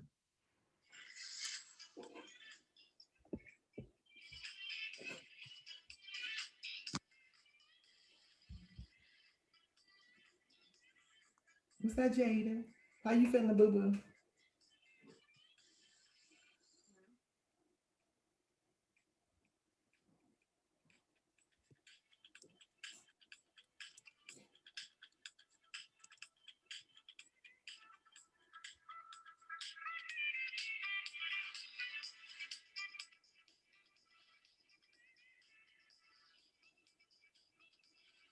How you feeling, Jada? I feel good. Was there anything you was there any like questions that you think that we didn't answer? Or No, I got them all, but I'll be right back. okay. Run to the bathroom. Okay.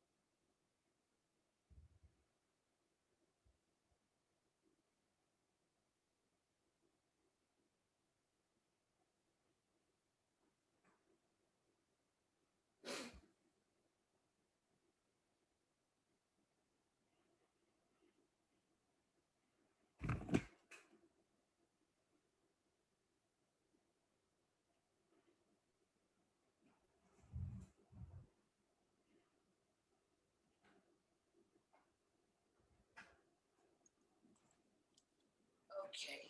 All right, Jada, I'm gonna run real quick. Wait a minute. I'm gonna get a video of us. Let me see you, girl. Say hi. Oh, hey.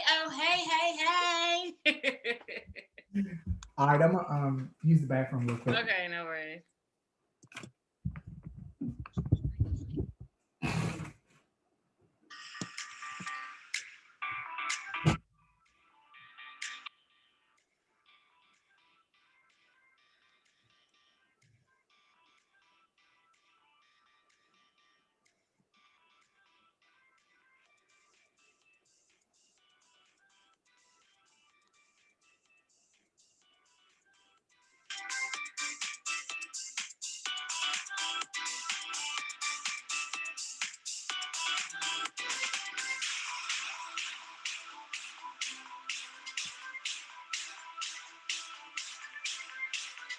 Great question.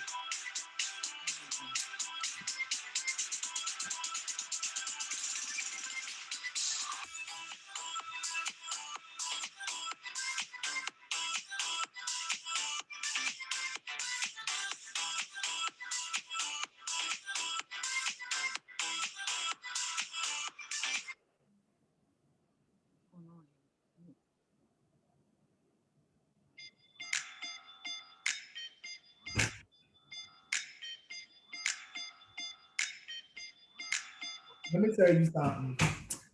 Not under these lights, honey. It does. Yeah, that's why I turn my air all the way down whenever I'm on camera. Yeah. I put my air on like 61. But look, the crazy thing is, it's no vent in my studio. Oh, my vent is right beside me too, and I feel Baby, I'm baking down here.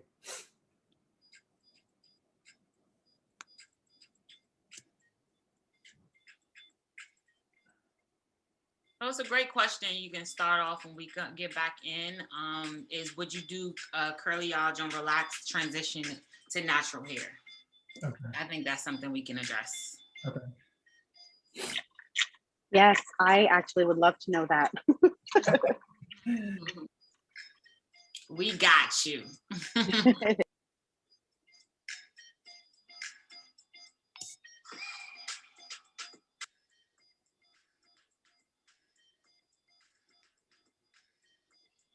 think it'll be great to even talk about how you approach color with relaxed hair and permed hair as well. Okay.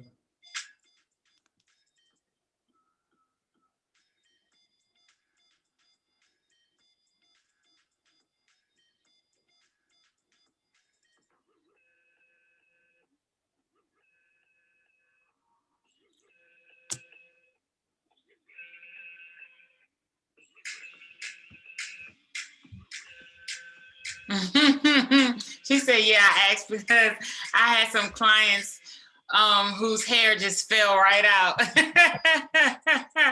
I've had that experience too. No worries, you're not alone.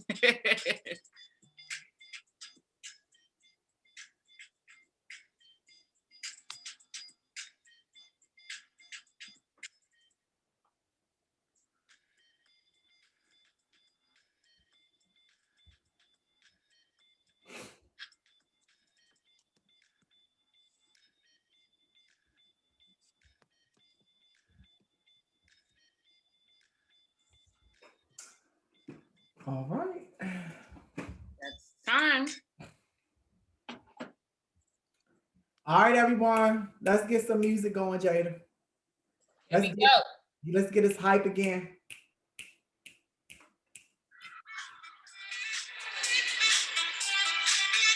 All right, guys. I hope you guys had a great break. So now we're gonna follow the leader, like Jada said. Let me see y'all cameras on, hands moving. I'm gonna do old school. Ready?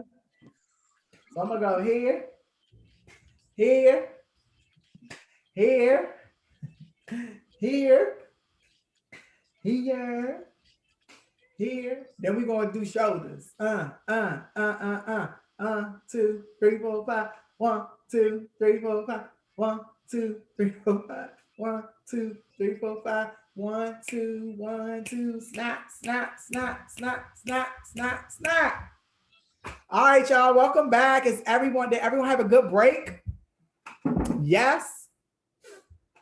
I had a little break. I peeked out at my dog. My dog's like right outside my studio. So I went out and peeked at him for a second. All right, so we had some good questions. And Jada, I want you to weigh in on this too. We had some really good questions, like while we were on break. So the first question was, would you do curlyage on relaxed transitioning to natural hair? So no, I would not do it on. I am a very, very safe stylist. I follow all the rules. My husband always tell me like I don't break rules. The only thing I do is I drive fast, but that's it. Anything else, I don't break no rules. So no, I would not do it on. I wouldn't do it on previously relaxed hair. If the hair is transitioning, what I would do is cut all of that relaxed hair out, and then I would do it. But I'm never going to put lightener on relaxed hair. I'm never really going to put permanent color on relaxed hair. Now I know a lot of people do it, and it's fine, for those who can do it and make it work. But I am very, very nervous and afraid of being. my results have to be predictable. Like when I get unpredictable results because I'm doing things that I really don't know, I it scares me. So I like consistency, and consistency. I know that if I put relaxer on, I mean, if I put color on relaxed hair, it's not even, it feels different. You know what I'm saying? Even if it don't fall out the first time, you know, it's literally like you're fighting to keep that hair healthy. So it just feels different for me, and I know a lot of people do it, but I just wouldn't do it. And I always say, Redken, I'm an ambassador for them also. They always recommend you not putting color on relaxed hair. That is a thing. And then they also tell you to not over process or to not overlap. So when we talked about retouching curlyage, you would never want to put lightener over the previously lightened hair. Now, if you want to go in and add some dimension, it's ways that you can do that with bumping up, using your clears and those type of things. But just think about, you already think about the ends of the hair is already oversensitized and overly porous anyway. So the wrong thing is coming out. So I would always recommend just to stay safe and to stay away from those things. Um, so for me, what I would do for, let's say, a client that is relaxed and she's transitioning, but she really, really wants color, that's the way that you add extension services into the menu. You take her extensions and you curlyage the curly extensions. And then you do a twist out and you put those in, and she has some color.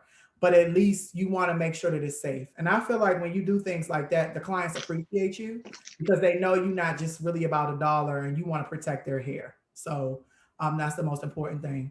And then it will definitely eventually break off. Sometimes it doesn't happen like right away, but for the most part, like it will definitely happen. So was that it, Jada? Was it any other questions? I think that was it, right? Yeah, no, I agree.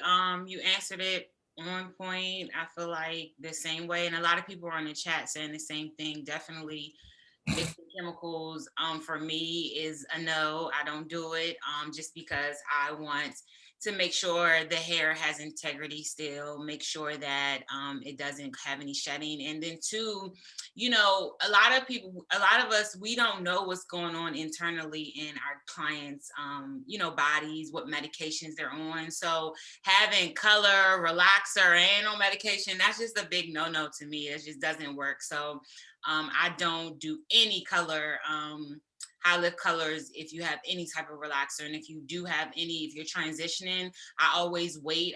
I'll do maybe a gloss or something just to get you through. But I always make sure, let's do your transition first, do your, your trimming your ends, doing that big chop, getting that relaxer off, and then maybe in 3 months we can revisit, or 6 months we can revisit having some fun color or anything of that nature.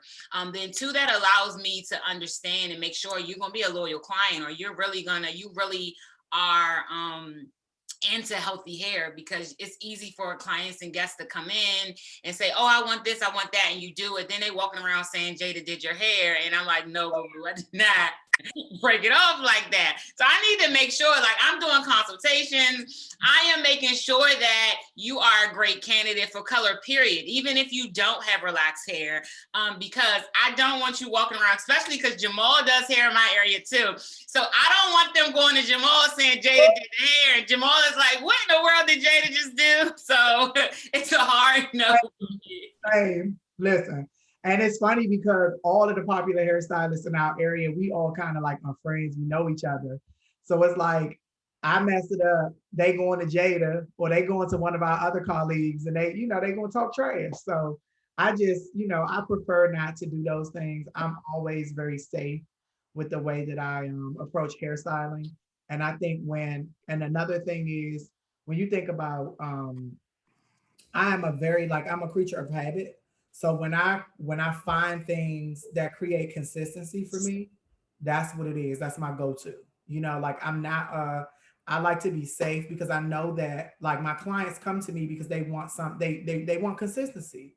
And that's why I like to create consistent results. And so that's why everything I do, it has a formula. It's a way that I do it. And I just think that that's just the way to do it. What's your take on hair that has colored? with black. Woo, honey, we'd be here all day. Um, so it depends. It depends on so Roxy said, what is your take on hair that has been colored with black permanent color?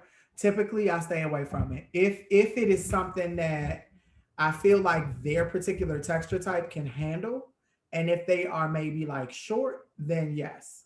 But if they have long hair and they've been doing black for a long time, I typically stay away from it because you're gonna be, you changing their hair trying to pull it all out. So that's a lot. And if you guys follow me on Instagram, I talk about box color all the time. Like that's one of my things. I'm like, they just put anything in their hair. They was in quarantine just boxing it up, putting all kinds of box color. And then everybody's coming back trying to figure out how to remove it. And it's not even, and some spots are red, some spots are black, like, or some spots are green. So it's just a whole thing to that. But even typically then I try to cut it out and then I'll try to transition them into a color. But I wouldn't, I wouldn't do it. I'm always about safe, but like if it's like black and they're like pixie short, and they want to stay short, then I might do it. It just really depends. But it's all based on porosity, texture type, and like what type of color it is. Because a lot of times those box colors have that metallic dyes in it, and it's just a headache. So, and then I want them to have hair when they leave. I don't want them to come to the salon and then get something and then, a couple weeks later, their hair falling out or whatever. So, I'm a pretty safe stylist. So, all right, but let's hop into Aircut now. So we're going to go back to, I'm going to share my screen. Oh, I thought I was going to share my screen. Hold on one second. Where is this thing here? Okay, here we go. All right, so let's play this. And all right, so everyone type Mizani Aircut in the chat box. If you're excited about the Mizani Aircut, you want to learn a little bit more about Mizani Aircut, type that in the chat box. Let me see some Mizani Aircuts moving. All right. So what is a Mizani Aircut? Mizani Aircut is something that has been specifically created for people that live in their natural curl. So when I say live in their natural curl, they like to wear their hair curly. They very seldom, they can blow it out because the cut is beautiful. It's going to give you a diffused, your ends will be diffused. So it'll help you. It's always going to have a beautiful shape and you can definitely wear it straight. But it's mostly for people that like to wear like wash and goes, or they just like to wear their natural hair. So basically the points of difference with the Mizani Aircut is that it creates air in the hair. So it creates these little air pockets in between textured hair that creates movement and that also creates a really, really nice shape. You can wear it straight or curly. So remember, some people that live in their cut, they can they live in their curls. You can wear it curly, you can wear it straight. You can recreate it every time. This is like the most important thing that I say that I love, because remember, we just talked about consistency. And so for me, I like consistent results. So the Mizani Aircut is so good because what happens is, let's say I have a client, right? And I'm booked up and I can't take them, or my client travels to another state. Then we have somebody that's certified with the Mizani Aircut, and we will share them the Mizani like the cut card, and basically they can recreate the same cut that we created for them. So it's almost like, you know how you have a color formula card for your clients that have color, same thing. So Mizani Aircut has a card too, and what you do is you send that with the client, or the client would the salon can reach out to another Mizani certified Mizani Aircut certified stylist to figure out what they did, and then you can recreate that. So again, that's what I love. And then it's based on finding solutions for curly and coil clients. So wavy too, so when you think about somebody that, remember I said my hair was curly and it was flat. So Jada gave me an haircut. It created this beautiful round shape. And I didn't look like I had two dog ears or two earmuffs. So then, when you think about somebody that has lazy waves, and they want some body or some volume, you can use the Mizani Aircut for that. So it's really good for creating solutions also. So we talked about SAT. So everyone type SATs in the chat box. So the S in SAT is science. So we know that straight hair grows straight out the scalp. It has a more round shape. When you think about wavy hair, the shape changes a little bit. And when you talk about curly hair, the follicle is shaped more like a ribbon. So you think about a rope, right? So the rope is straight hair because the rope is round. But when you think about curly hair and the way that it actually moves and grows, it's more flat. So it doesn't have the same shape as straight hair. So you got to think about that. So that's the science behind it. So then the art. So type A for art. So the art means that, you can create solid shapes. You can create like whatever type of, if you want to do a fringe or if you want to do some type of haircut that has a triangular shape, you can do all of those. And then technique is where you're going to get into the 6 glides. So you have linear, slide, freehand, exterior, interior, and upward. And so these are all glides that you would use to create whatever it is that you're trying to create in that hair, or whatever, or trying to like figure out whatever solution you're trying to fix. I want to show you all a few Aircut mannequins. So this is a short Aircut. So again, remember I say I'm the A. I like the art and everything. So this Aircut is short, and I used a few of the glides to be able to create this, right? So we know she got a little V going back here, but she likes to wear her hair curly. She got a little sideburns, and then it's kind of like one side is longer. So this is an Aircut, and it's styled curly. And so then we have another one, same thing. She's beautiful, but she wants to be short, and she has beautiful curls. As you can see, her texture is a lot different from the first one, but this was an Aircut also. Different glides on each Aircut, but was able to create something totally different on each. So those are Aircut mannequins, and let's go to the next one. All right. So these are texture types 3 and 4.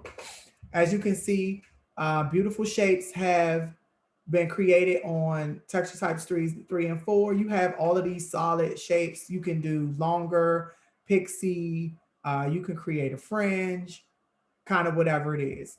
But we know that texture types 3 and 4 shrink about 1 to 20%. So it is very important that you understand that when you do the Mizani Aircut, that the hair is cut in its natural state but dry. And tell me why you think it is dry. I mean, tell me why you think we would cut it dry. Let's see what they got, Jade. Let's see. So you can see the length, and it's also a very, very important thing that you want to cut this hair.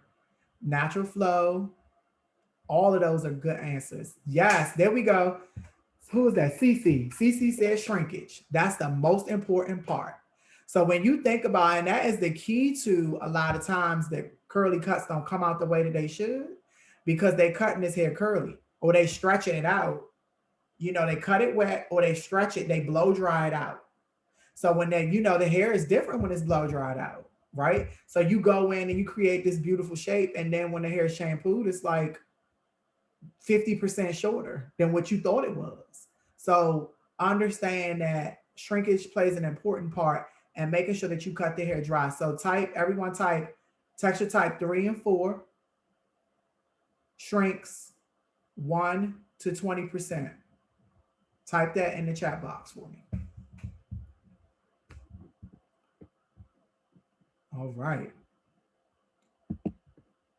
So as you can see, we talked about this earlier. Textures type 3 and 4, they grows down with a wave.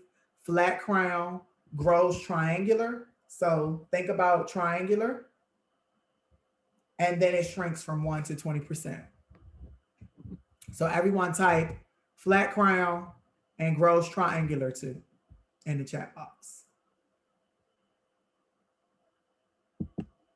All right, now these are the good types. See, I love 5 and 6. 5 and 6 is my favorite. Well, 7 and 8 is too, but all right. So now you see texture types 5 and 6. So we know texture type 5 and 6 is a little different from 3 and 4, right? All right, and let's see why. So now texture type 5 and 6 shrinks 20 to 50%. So everyone type texture type 5 and 6 shrinks 20 to 50%. I love the flat crown. Someone put the flat and then the crown emoji. All right, so we know that it's 20 to 50% shrinkage. And let's go over the characteristics. So texture type 5 and 6, it grows out with a curl. Takes on a flat and round shape, can be frizzy and dry, tends to look dense due to expansion of curl, and we know that it shrinks 20 to 50%. So let's type grows out with a curl, and then can be dry and frizzy. And that's for 5 and 6. Now let's see what we talking about for 7 and 8. 7 and 8 is such a beautiful texture, but a lot of people see 7 and 8, and this is our 4C girls. They see 7 and 8, and they're like, "Oh my God, what am I going to do? What am I supposed to do?" So let's see. 50 to 90%. So we know that 7 and 8 shrinks 50 to 90%. 50 to 90%. That's so important.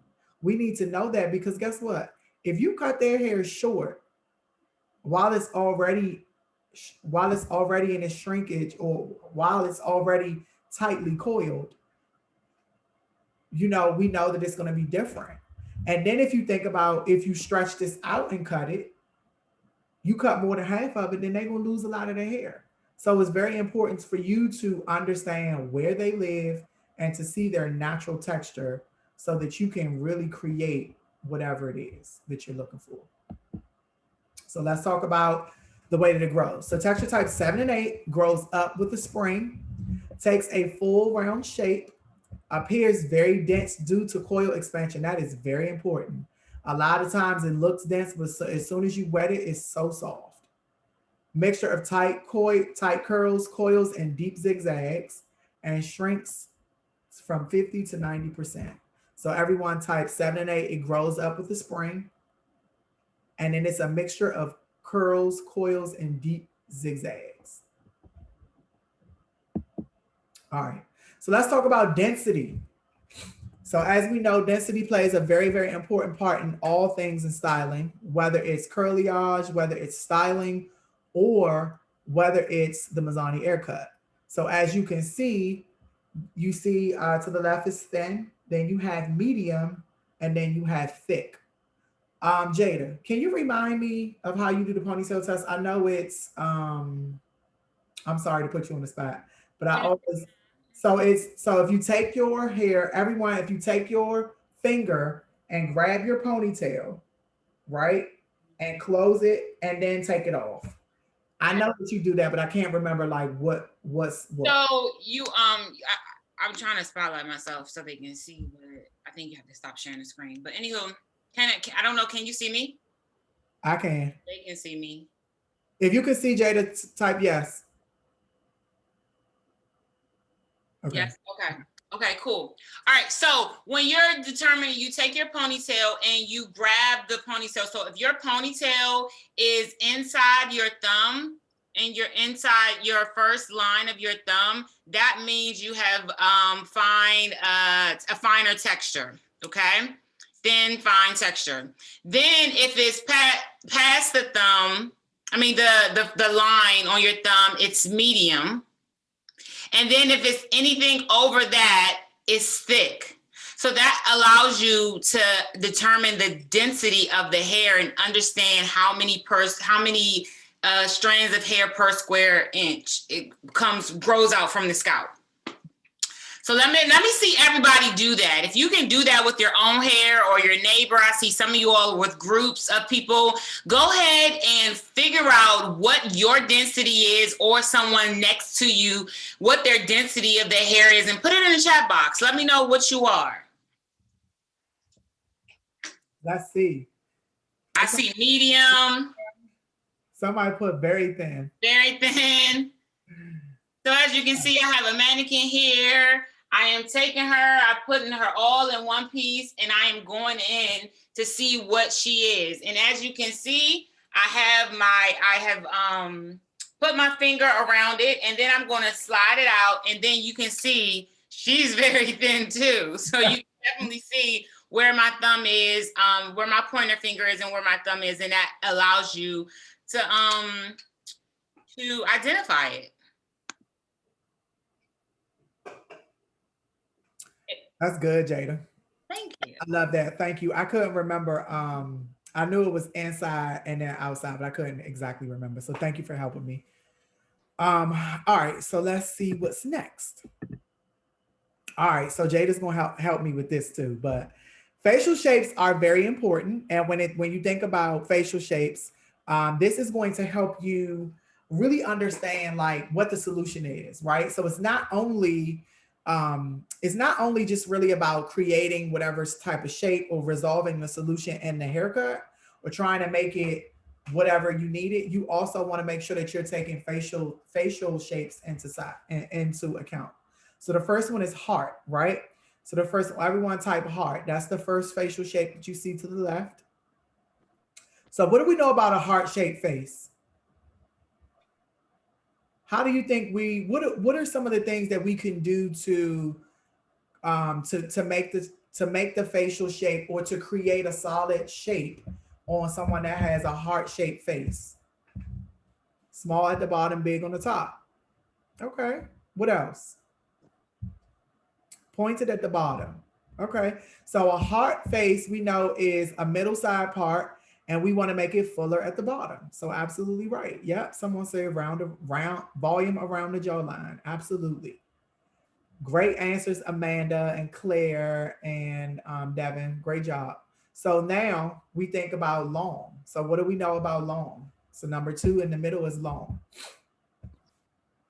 So what do we need to do to kind of create more with them? So long, we want to keep the lines soft around the face, right? And we want to create lots of volume on someone that has a longer face. Okay. So then we have oval, which we know is the perfect face. I feel like I have an oval face. So oval face. All right. So then we have pear. So what about pear? Tell me what we would do for pear.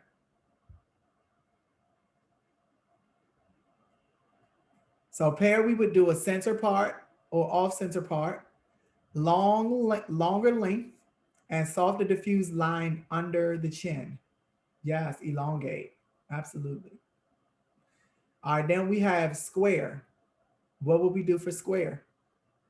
Where's that part going to go?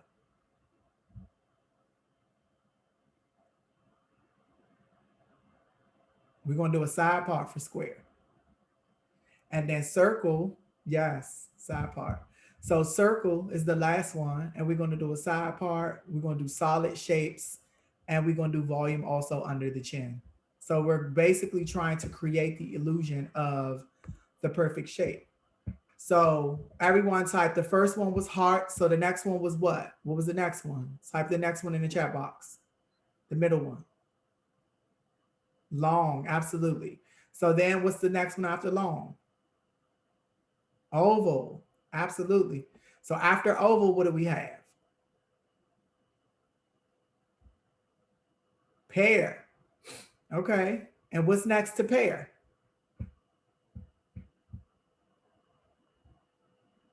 Square. Yes, yes, yes, yes. Great job, you all.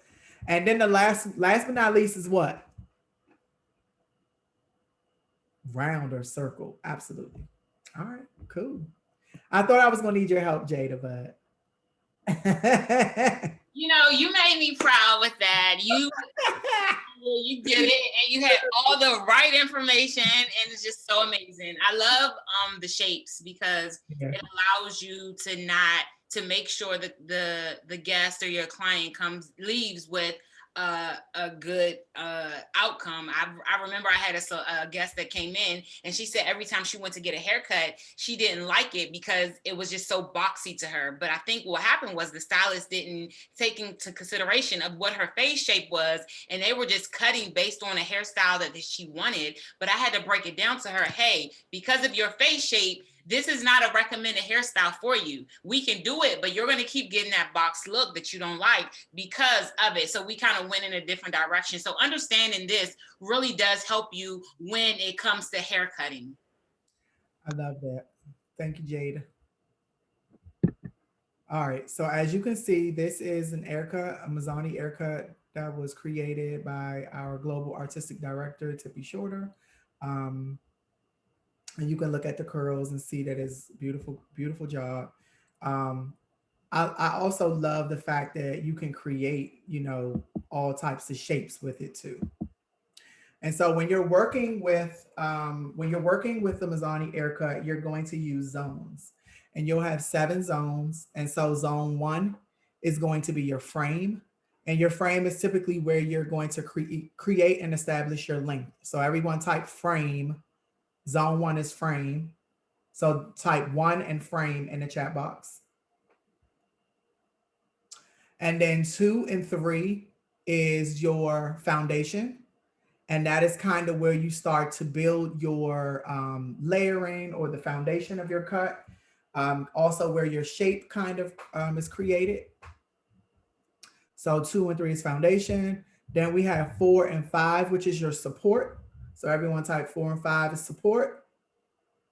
That is kind of where you do a little bit of your creative cutting here, or face framing, or a little bit of layering. And then 6 and 7 is going to be your front and back canopy. So everyone type 6 back canopy, 7 front canopy.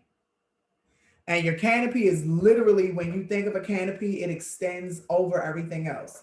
So that's where you're going to create, like, if you creating volume, then that's where you're going to create the volume for your cut. If you're trying to elongate, whatever you're doing, you're going to use your front and back canopies to do that. Also, your frame is where you establish not only your length around the front, but if you're doing a fringe of some sort, that's where you can kind of do that. Like it's a curtain fringe or a curly bang. Some people call it bang, some people call it fringe. So just depending on what it is. And then your shear work is where these are your glides, right? So everyone type glides in the chat box. So first is your linear. Your linear is where you're going to create your solid lines. So when you are in your zone 1 and you're trying to establish your length, you're going to use it to create your linear, and you're going to create your linear or your line, you establish your length with a straight shear. So everything else is done with curved shears. If you have a straight shear, you still can actually do the Mizani Aircut. You just have to use a different type of movement, and I'll show you that. But typically, when you create your linear or you establish your length, you're going to use a cutting comb, a large cutting comb, and your straight shear. So your slide is where you're going to add a little bit of diffusion on your ends. Freehand is typically something that you're going to do around the face to frame the face, or you're going to do that to create your fringe.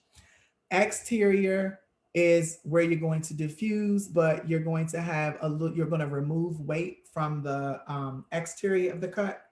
Interior, you're going to diffuse, but you're going to go into the curl a little bit to diffuse and to remove weight. And then last one is upward. Upward is where you're going to create volume. So everyone type slide. So first is linear, I'm sorry. So let's type linear first.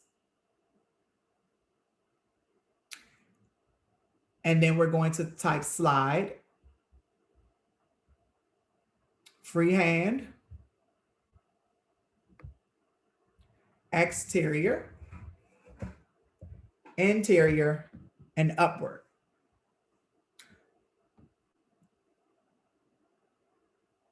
All right, so next. So this is your linear. So as I said earlier, this is where you're going to use your straight shears to establish your length. So this is your slide glide. Your slide glide is where you're going to diffuse the ends a bit, and you're going to, you can create volume, you can create shape.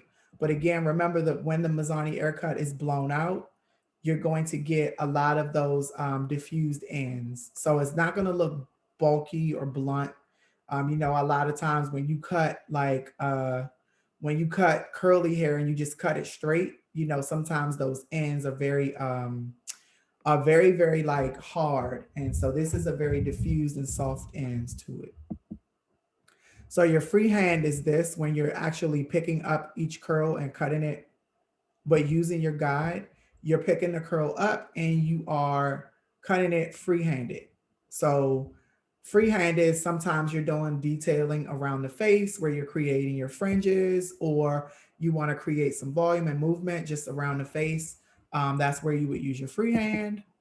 Upward, I love upward. This is one of my favorites because upward, I feel like a lot of people feel like they can't get volume, but when you are cutting the curl up, you're literally pulling it up and you're cutting it. This is where you're going to create some volume in the top or some movement. So then exterior is where you're removing bulk really from the exterior of the cut. And it's a little different from interior, which is next. Interior, you're going into the curl. So you're removing some of the bulk that's actually in the curl. Still diffusing the ends. And that's it. So let's go through, wait. So these are again, the zones. So we know that we have 7 zones. And then texture type 3 and 4. These are recommendations.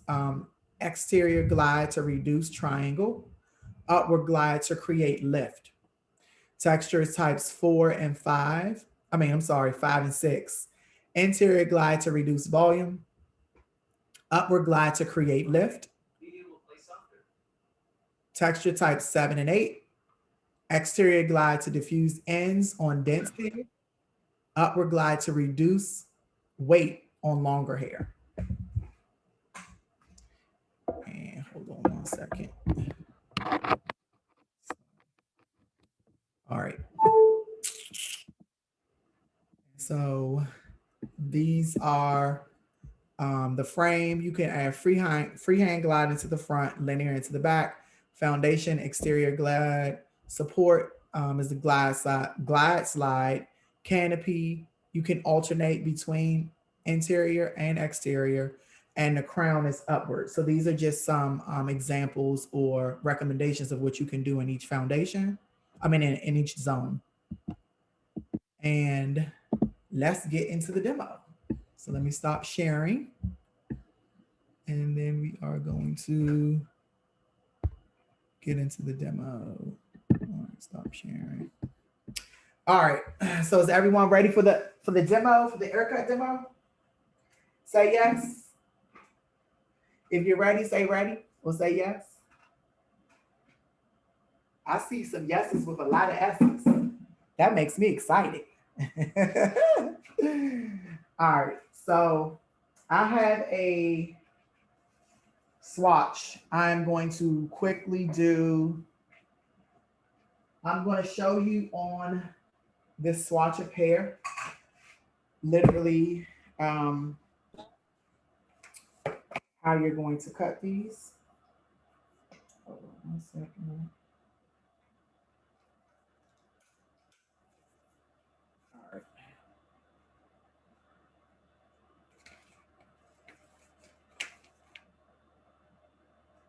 Okay, if you can see me clearly, say yes in the chat box.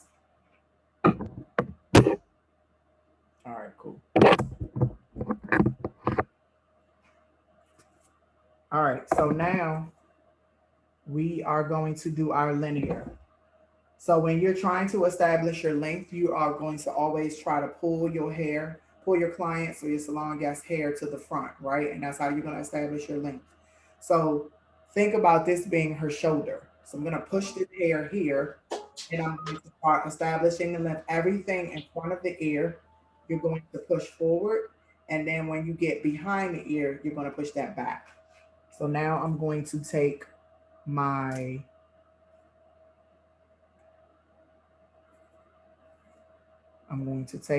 what I would do is, remember the hair has been already shampooed and you've placed them under a dryer. I'm going to take my 25 Miracle Milk and I'm going to spray some in my hand and I'm going to release the curls this way. So basically what I'm going to do is just rub it just to release these curls, right? So that I can make sure that I am cutting the curls the way that they live. And you don't want to overstretch or over pull it. So for this particular, what I'm going to do is I'm going to take my comb. I'm going to place it here and I'm just going to go and cut to establish my guide. Now remind me again, what did I just use? We talked about specifically a glide that is going to create, where you're going to create establish your length. What was that?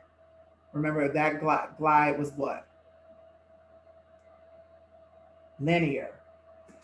Great job. All right. So now that's how I'm going to establish my guide, right? And my length.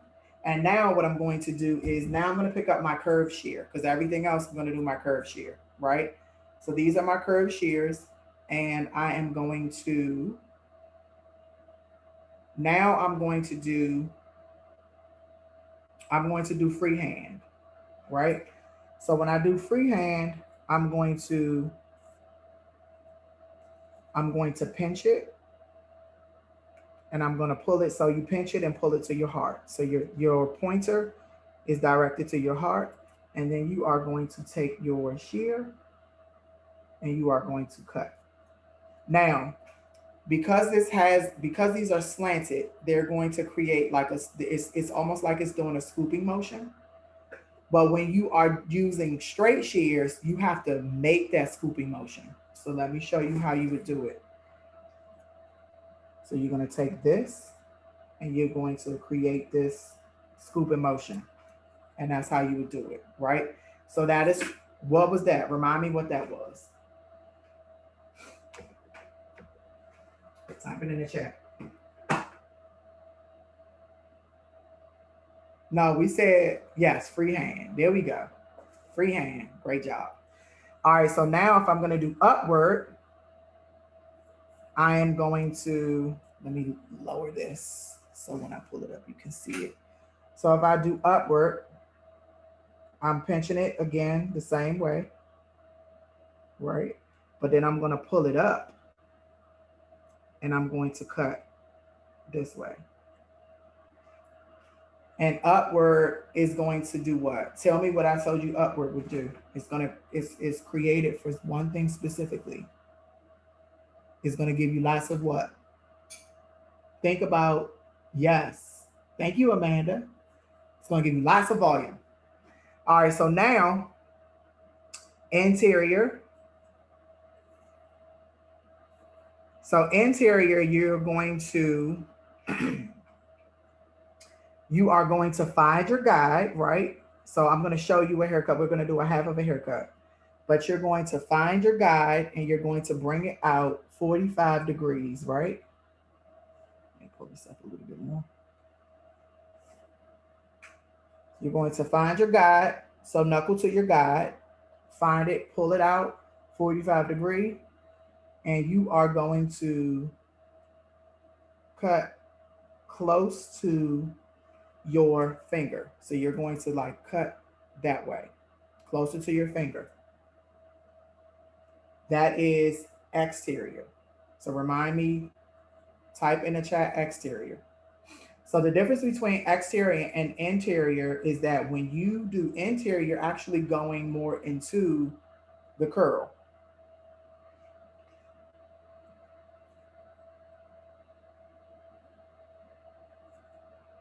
So now if I'm going to do interior, same thing, find my guide, pull it out, but my shears are going to be a little more flat, right? Let me turn it this way.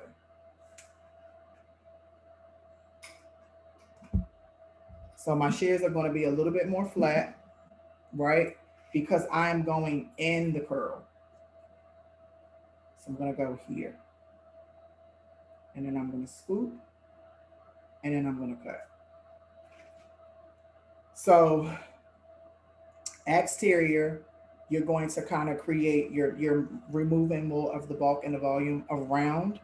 But interior, you're actually going into the interior of the curl. And then the upward, exterior, interior, freehand, and then slide glide. So slide glide is you're going to go on top and you are going to find where your guide is, right? And you're going to pull it up and you're going to take your shears and you're going to slide cut this way.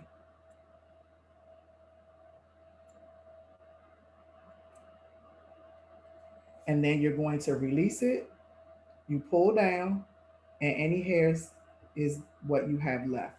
So to check it is literally you're going to take your 25 Miracle Milk again and you're going to literally spray whatever you're doing. You spray it in your hand and then you release that curl, and whatever you have left over, you go back in and use the same glide that you used. So those are all the slides, all the glides. So there's 6 glides, and then we are going to do I want to show you a half head cut. So we're going to do an actual cut on a mannequin. And we already have her sectioned out. Awesome. Hey, Jamal, while you do that really quick, I want to point out some important things that I noticed or that you did when doing the air cutting, which is very important. Number one, when he applied the Miracle Milk, he sprayed it in his hand versus spraying it directly on the hair. That is something that's very important. The reason why is because when you're spraying it directly, you might have some spray in this area, spray in that area. It's not evenly distributing through the hair. Also, we don't want to saturate the hair and make it so wet. We just want to get it enough to break down that hair and put that product in each nook and cranny of that curl. All right, so that's number one. And then number two is when he did the linear, he placed his comb inside the hair and that was it. He didn't rake it, he didn't comb through or anything of that nature. And he only used the comb for the linear, the first step, and that's it. The rest of the steps, he is using his fingers. That's another important thing. And then the last thing I want to share is that when you are cutting with your shears and your scissors, it is a open close kind of deal. It's not a slicing, it's not a dragging it down to kind of slither it. It's open close. Whenever you're doing this cut, you want to open close. And what I love about the curve shear versus the straight shear is that it allows you to get more diffusion. It makes the hair, the ends of the cut softer. You ever done a haircut?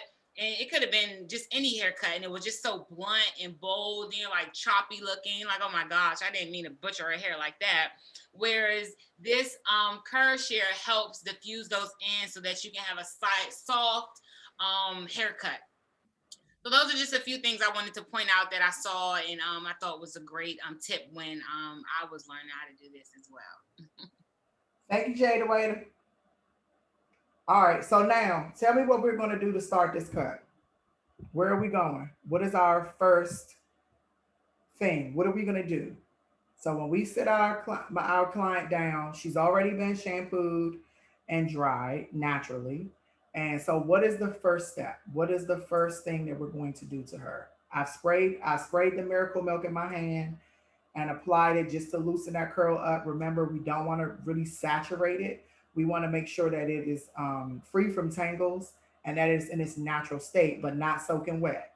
So what is my next thing? I'm going to take my comb and do what? Yes. Luciana said linear, absolutely. So I'm going to take everything in front of my ear and I'm going to push that to the front. And this is how you are going to establish your length. So the great thing about this is that when your client comes in and she feels like, first of all, they want to know what's going on. So you start them in this, you start to establish their length, but you push it to the front because you want to make them feel comfortable. And you want to make sure that you are actually you doing this haircut or doing the haircut so that they can see what's happening. And so we are going to do our linear and we're doing it in zone 1. Absolutely. So now what I do is I take my comb and I'm going to place it here and I'm going to lightly cut just to establish that length. So you see how I'm not using tension. Tension is very, very low. I didn't take the comb and comb through it. I didn't take my fingers and rake through it. I literally just sprayed the Miracle Milk on, slid it down just to add some moisture to it. And so we could see where these curls actually live. So now I'm going to come around to the back and I'm going to do the same thing. Hey everyone, this is Matt. I don't know if you can see me or not. Hi Jamal. This is going super well. Super excited. While you keep cutting this linear line, I just want to say to the foxes and the lions, I do understand some of you have clients at 1. So if you have to go ahead. We totally get it. If we're all super sweet and we ask Jamal real nice, I bet we could get him to send us the video so you could even see the end.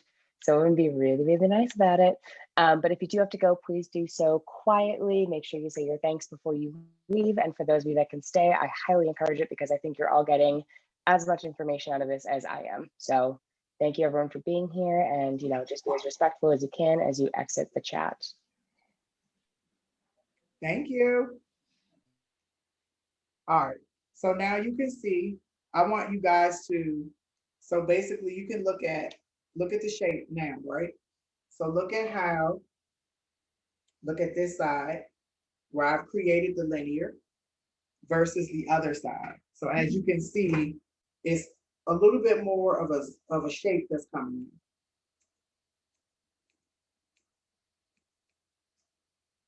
So now look at this side versus this side. Can you see where now we've established the length of this shape? All right, so now what you're going to do is, what I'm going to do is go into this section in the back. Tell me what this section is.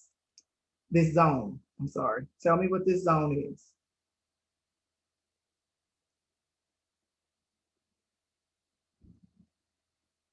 You can tell me what this zone is.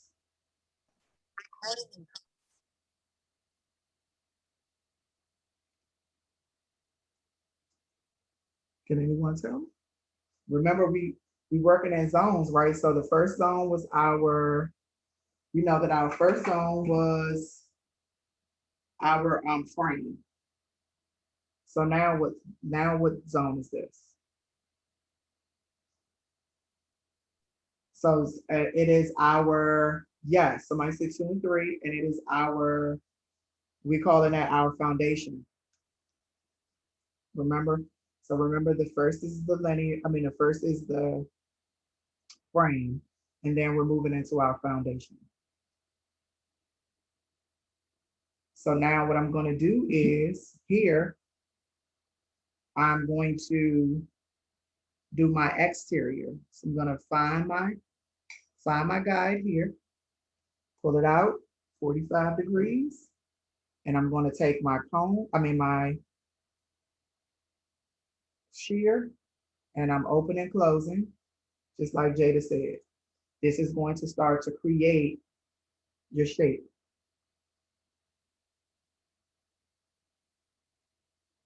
So now I'm find here, find my guide, pull it out.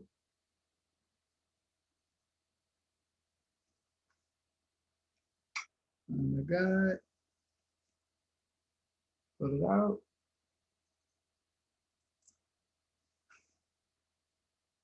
And this is going to start to create my shape.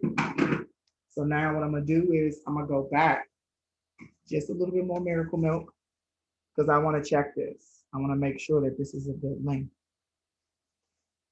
So now I see I have some little straggly little ends. I'm gonna go in and get those. Right? So now I'm gonna release another piece. And remember, when you are releasing from sections, you want to make sure that you are not taking large sections. You are literally cutting by curl. So sometimes you'll have to go in and separate it, and that's fine. So 25 Miracle Milk, emulsify in your hand, and you're gonna go here. So you see how I'm kind of separating these curls? You don't want to grab a large section because like, think about, this is textured hair, but think about if you take a large section when you're applying color, it's not gonna get through, right? The lighter or the color may not get through. Same here. If you take too large of a section, your haircut is not going to be as accurate. So I'm finding my guide, 45 degrees, pulling it out. Same here.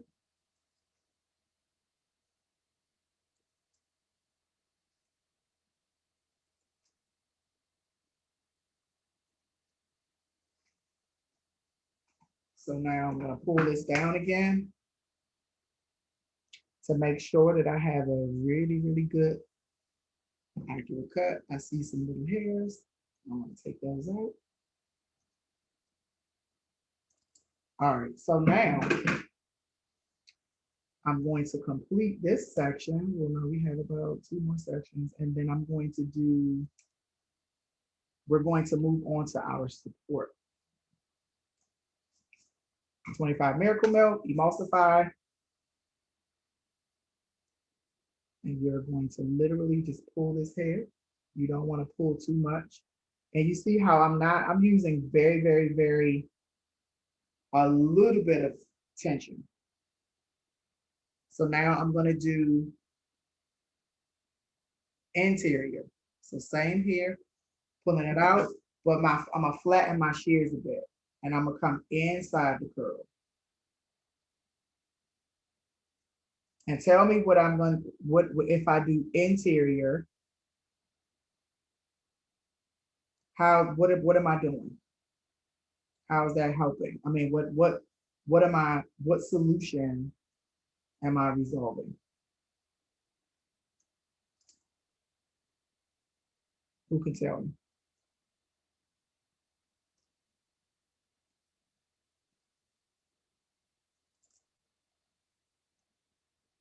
Yes.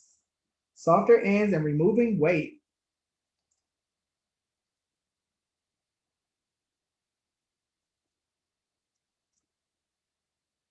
And so we're creating these air pockets in this hair that we need so we can have some good movement.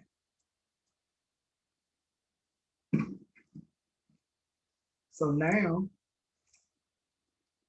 we did some interior. We did interior, we did exterior. And I'm gonna finish this out with interior.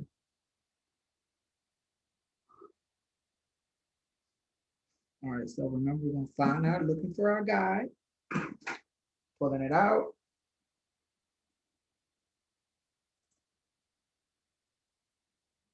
I'm gonna alternate between interior and exterior.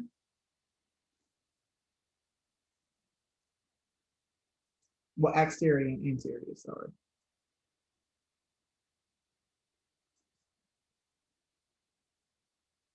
And I do that because I want to diffuse a little bit, but I also want more shape. So now if you can look at the side of this, you see how that's created a really nice shape. You see some graduation here. Can you all see the graduation? If you can, say yes in the chat box. All right, so now we are going to move over to our support. So what are we going to do in our support? Because we talked about what can happen in the support. Are we going to do some detailing in the support, or what are we going to do? What can we do in the support? All right, so I'm going to do a little bit of freehanding in the support, because this is the part that lives around your face. So you want to see some, you know, some great curl definition, and you want to see some movement. So now what I'm going to do is, you see you see this hair? So you see where my guide is. I'm going to freehand this, right? So I'm going to take, and I'm going to pinch it, and then I'm going to freehand it. Now remember, when you're doing this, you always want to make sure you're using your guide. If you're not using your guide, then that means you're going to end up with a whole bunch of different lengths. So you see how I just softly took that out? Now I'm going to go here, and I'm going to finish this particular section, and I'm still going to do freehand here. And then in the top, what I want to do in the front canopy and the back canopy is I'm going to do upward, because she is wavy, but she's lacking volume. So we're going to give her some volume at the top. So now you see where these little pieces are. I'm going to, again, find my guide, pinch it, go here, pull here, and I'm just freehanding this area. But can you all see the shape being created so far? You can see the shape coming out, say yes. No, if you can see the shape, say shape. All right. All right, so now I'm going to take this last area, and I'm going to, let's do some upward in this area. And why are we doing upward again? Remind me why we're doing upward. Tell me why we're doing upward. Who can tell me? Yes, volume. So we want to do some upward in this area because we want some volume. So again, but even if you're doing upward, make sure you find your guide.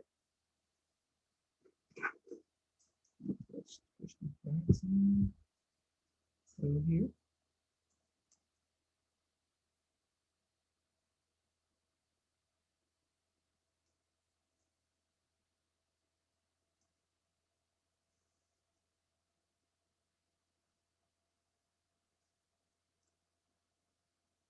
Now you see, I'm not trying to take large sections. I want to make sure that I'm taking small sections.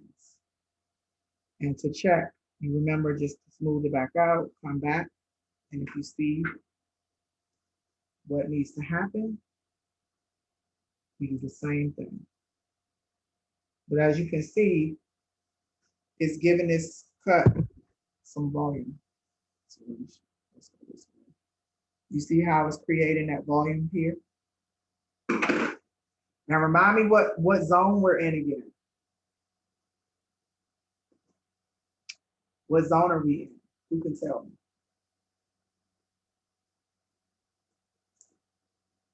Let's see who's paying attention.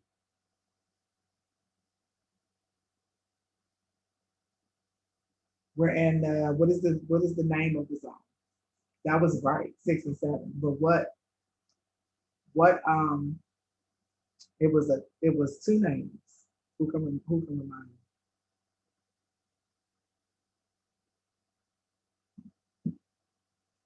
It was I'm gonna give you a hit. Yes, great job. Front canopy and back canopy. So we're in the what? The back canopy, right? So I'm gonna pinch this here, pull it up, cut, pinch here, cut.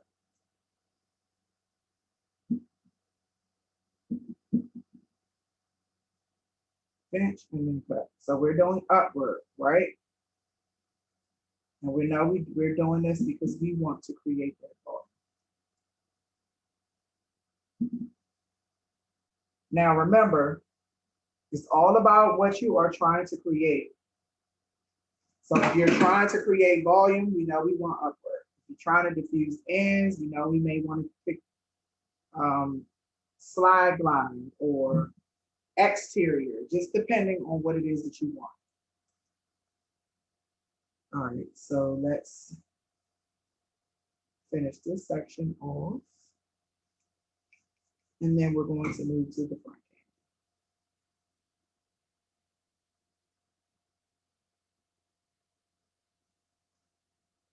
Again, yep. And as you can see, it is creating so much volume in this cut.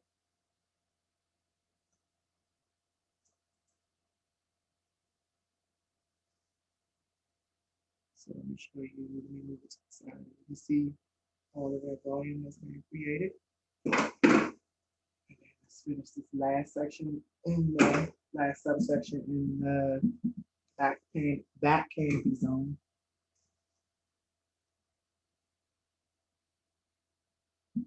So how many of you think you would use this, or you can't wait to get certified in this? Who's ready to get certified?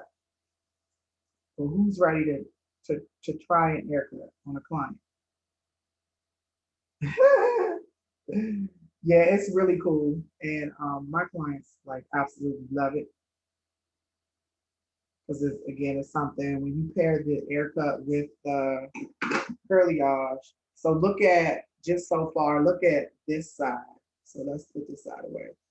Look at that side compared to this side. You see how much more shape and definition this side has versus the other one? So now this particular cut, I didn't take, when we created her, established her length, I didn't take anything from the front because I wanted to leave the length. But remember, when you're creating your linear, if you want to then create like a fringe or a curtain bang, then you can absolutely freehand this area. So you would create your linear and then you will move into the fringe area with maybe freehand or depending on whatever you want to use, but you absolutely can cut it. I just decided that I did not want to, I didn't want to take a lot of the length away from the front. I wanted to kind of create more of a solid shape because the other mannequins that I showed you all were shorter. So I wanted you guys to see something longer.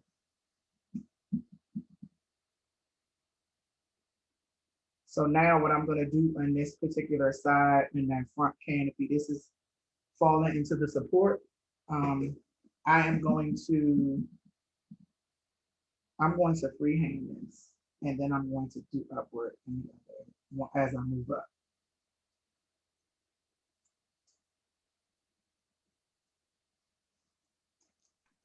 Also, one thing I want to share is also you'll hear front canopy and back canopy, but you also will hear crown and canopy as well.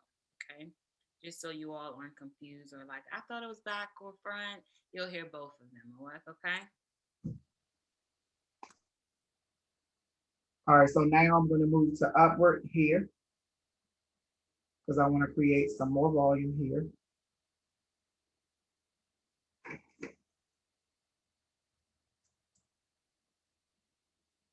Remember, always find your guide though. So I know where my guide is. I'm going right back to where my guide is. And as you can see, like Can you see like the air pockets happening in between it and how you created a solid shape? So remember, depending on what it is you're trying to do, you can absolutely customize it by using whatever glides you want to use. All right, so we're going to finish this section up. While you finish that section up, we have a question, which I think is a great question.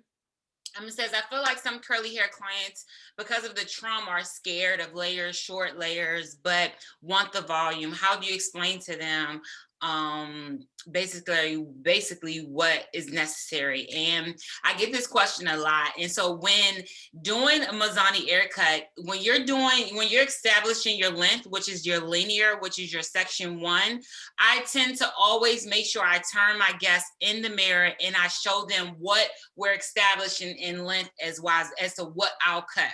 So when you're bringing it forward to the front of them, show them, have them in the mirror looking so they can see what you're cutting and you saying, okay, this is the length, this is as short as it's gonna go. Because as you're cutting, what happens is they get scared because they can't see or they can't gauge as to what you're cutting. They just know you've been cutting for 30 minutes and it's been a long time. So they feel like you've cut all their hair off.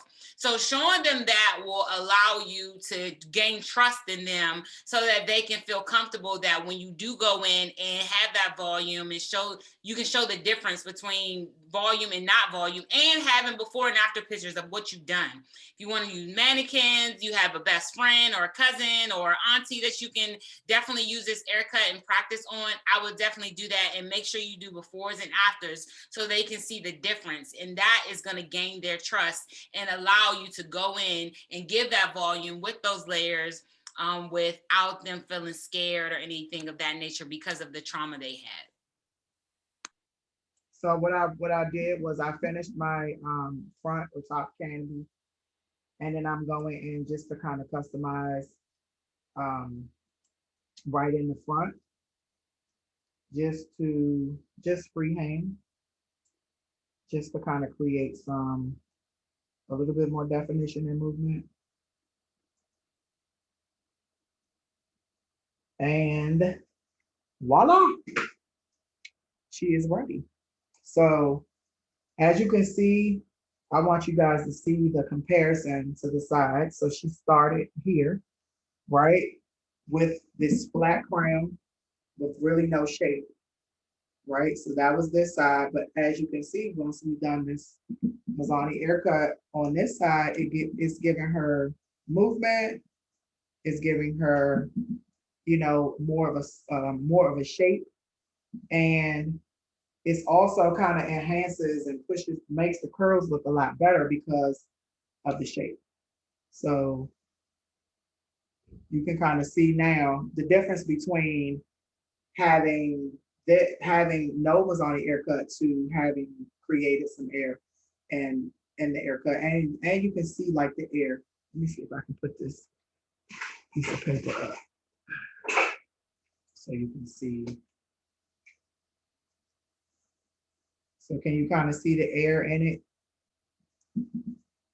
Kind of see the air in the Haircut. All right, so yeah, so that's it. I think I want to sit down and recap and then answer any questions you all have. So what do you think about the Aircut? Tell me what you think about it in the chat box.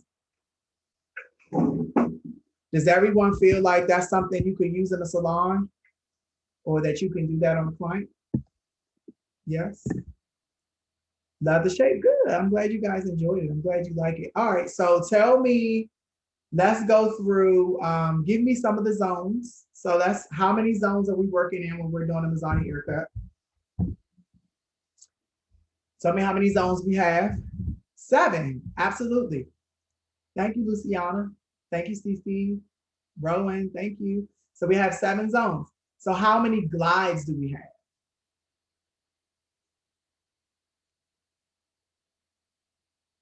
Tell me how many glides we have.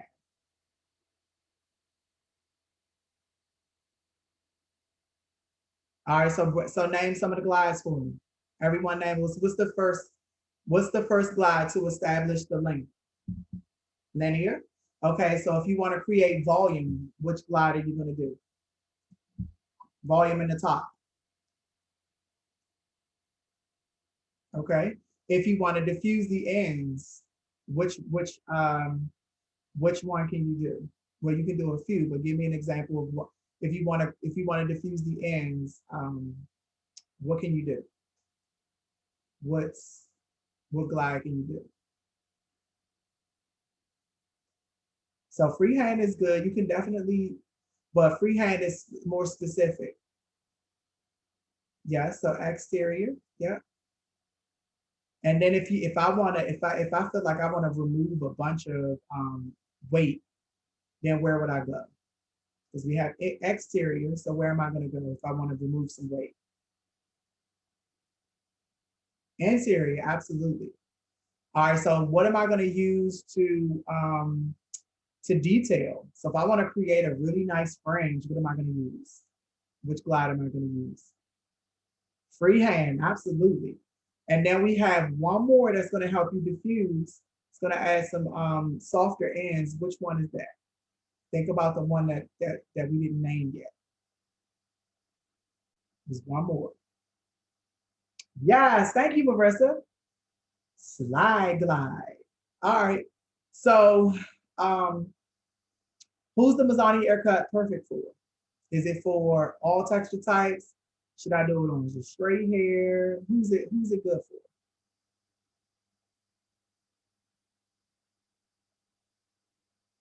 Yes, wavy, curly, and coiled. So can it be worn straight? Can you wear it straight? Yes, you can wear it straight. Okay. What else, Jada? Give me some questions. Give me a few more questions. Give me two more questions. They are on it with the money. Now, my question is, what am I going to use? What Mizani product am I going to use to prep the hair before I cut it? Come on now. What is it? What is it? What is it?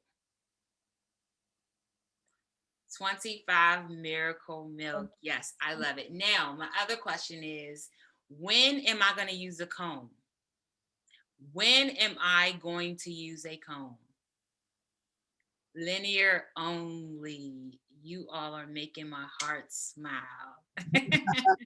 Yes, you guys are. You guys are doing a great job. So really quickly, because I know we went over a little bit, but I want everybody to type in 2 ahas about Curlyage and 2 ahas about the Mizani Aircut. If you could type that in the chat, let me see what you guys got. So 2 things you learned about each technique. Let's see.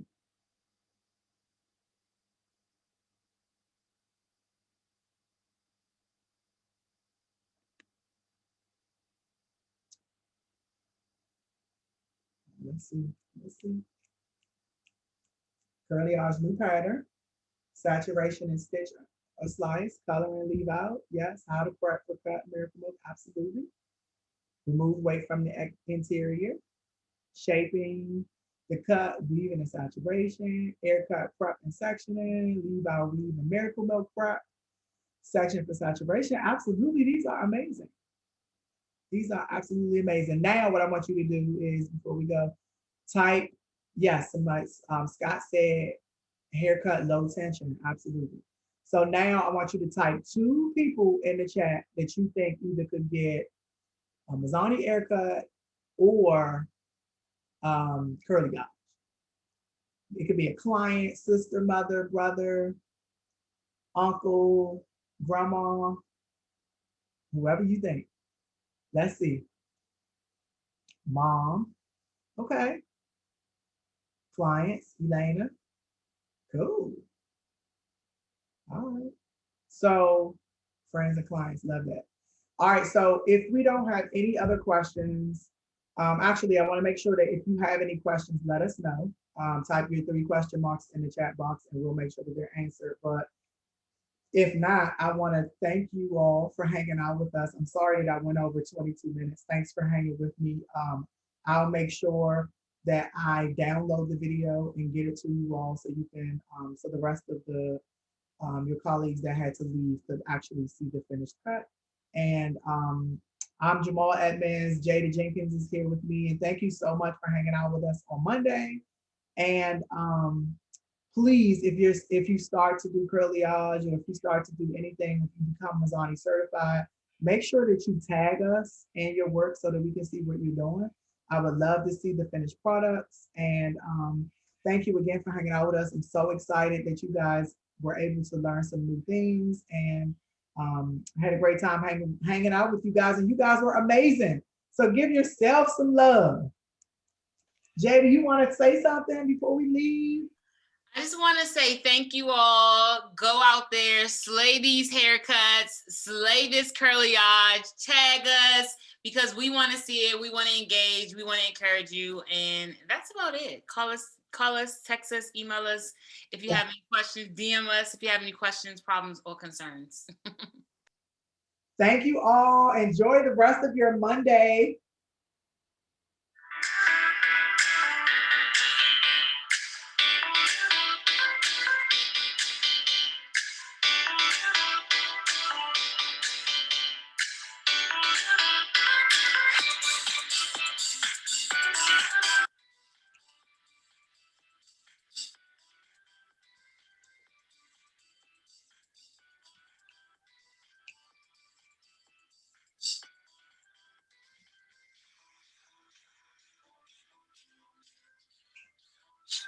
I'm doing the snake, Jada.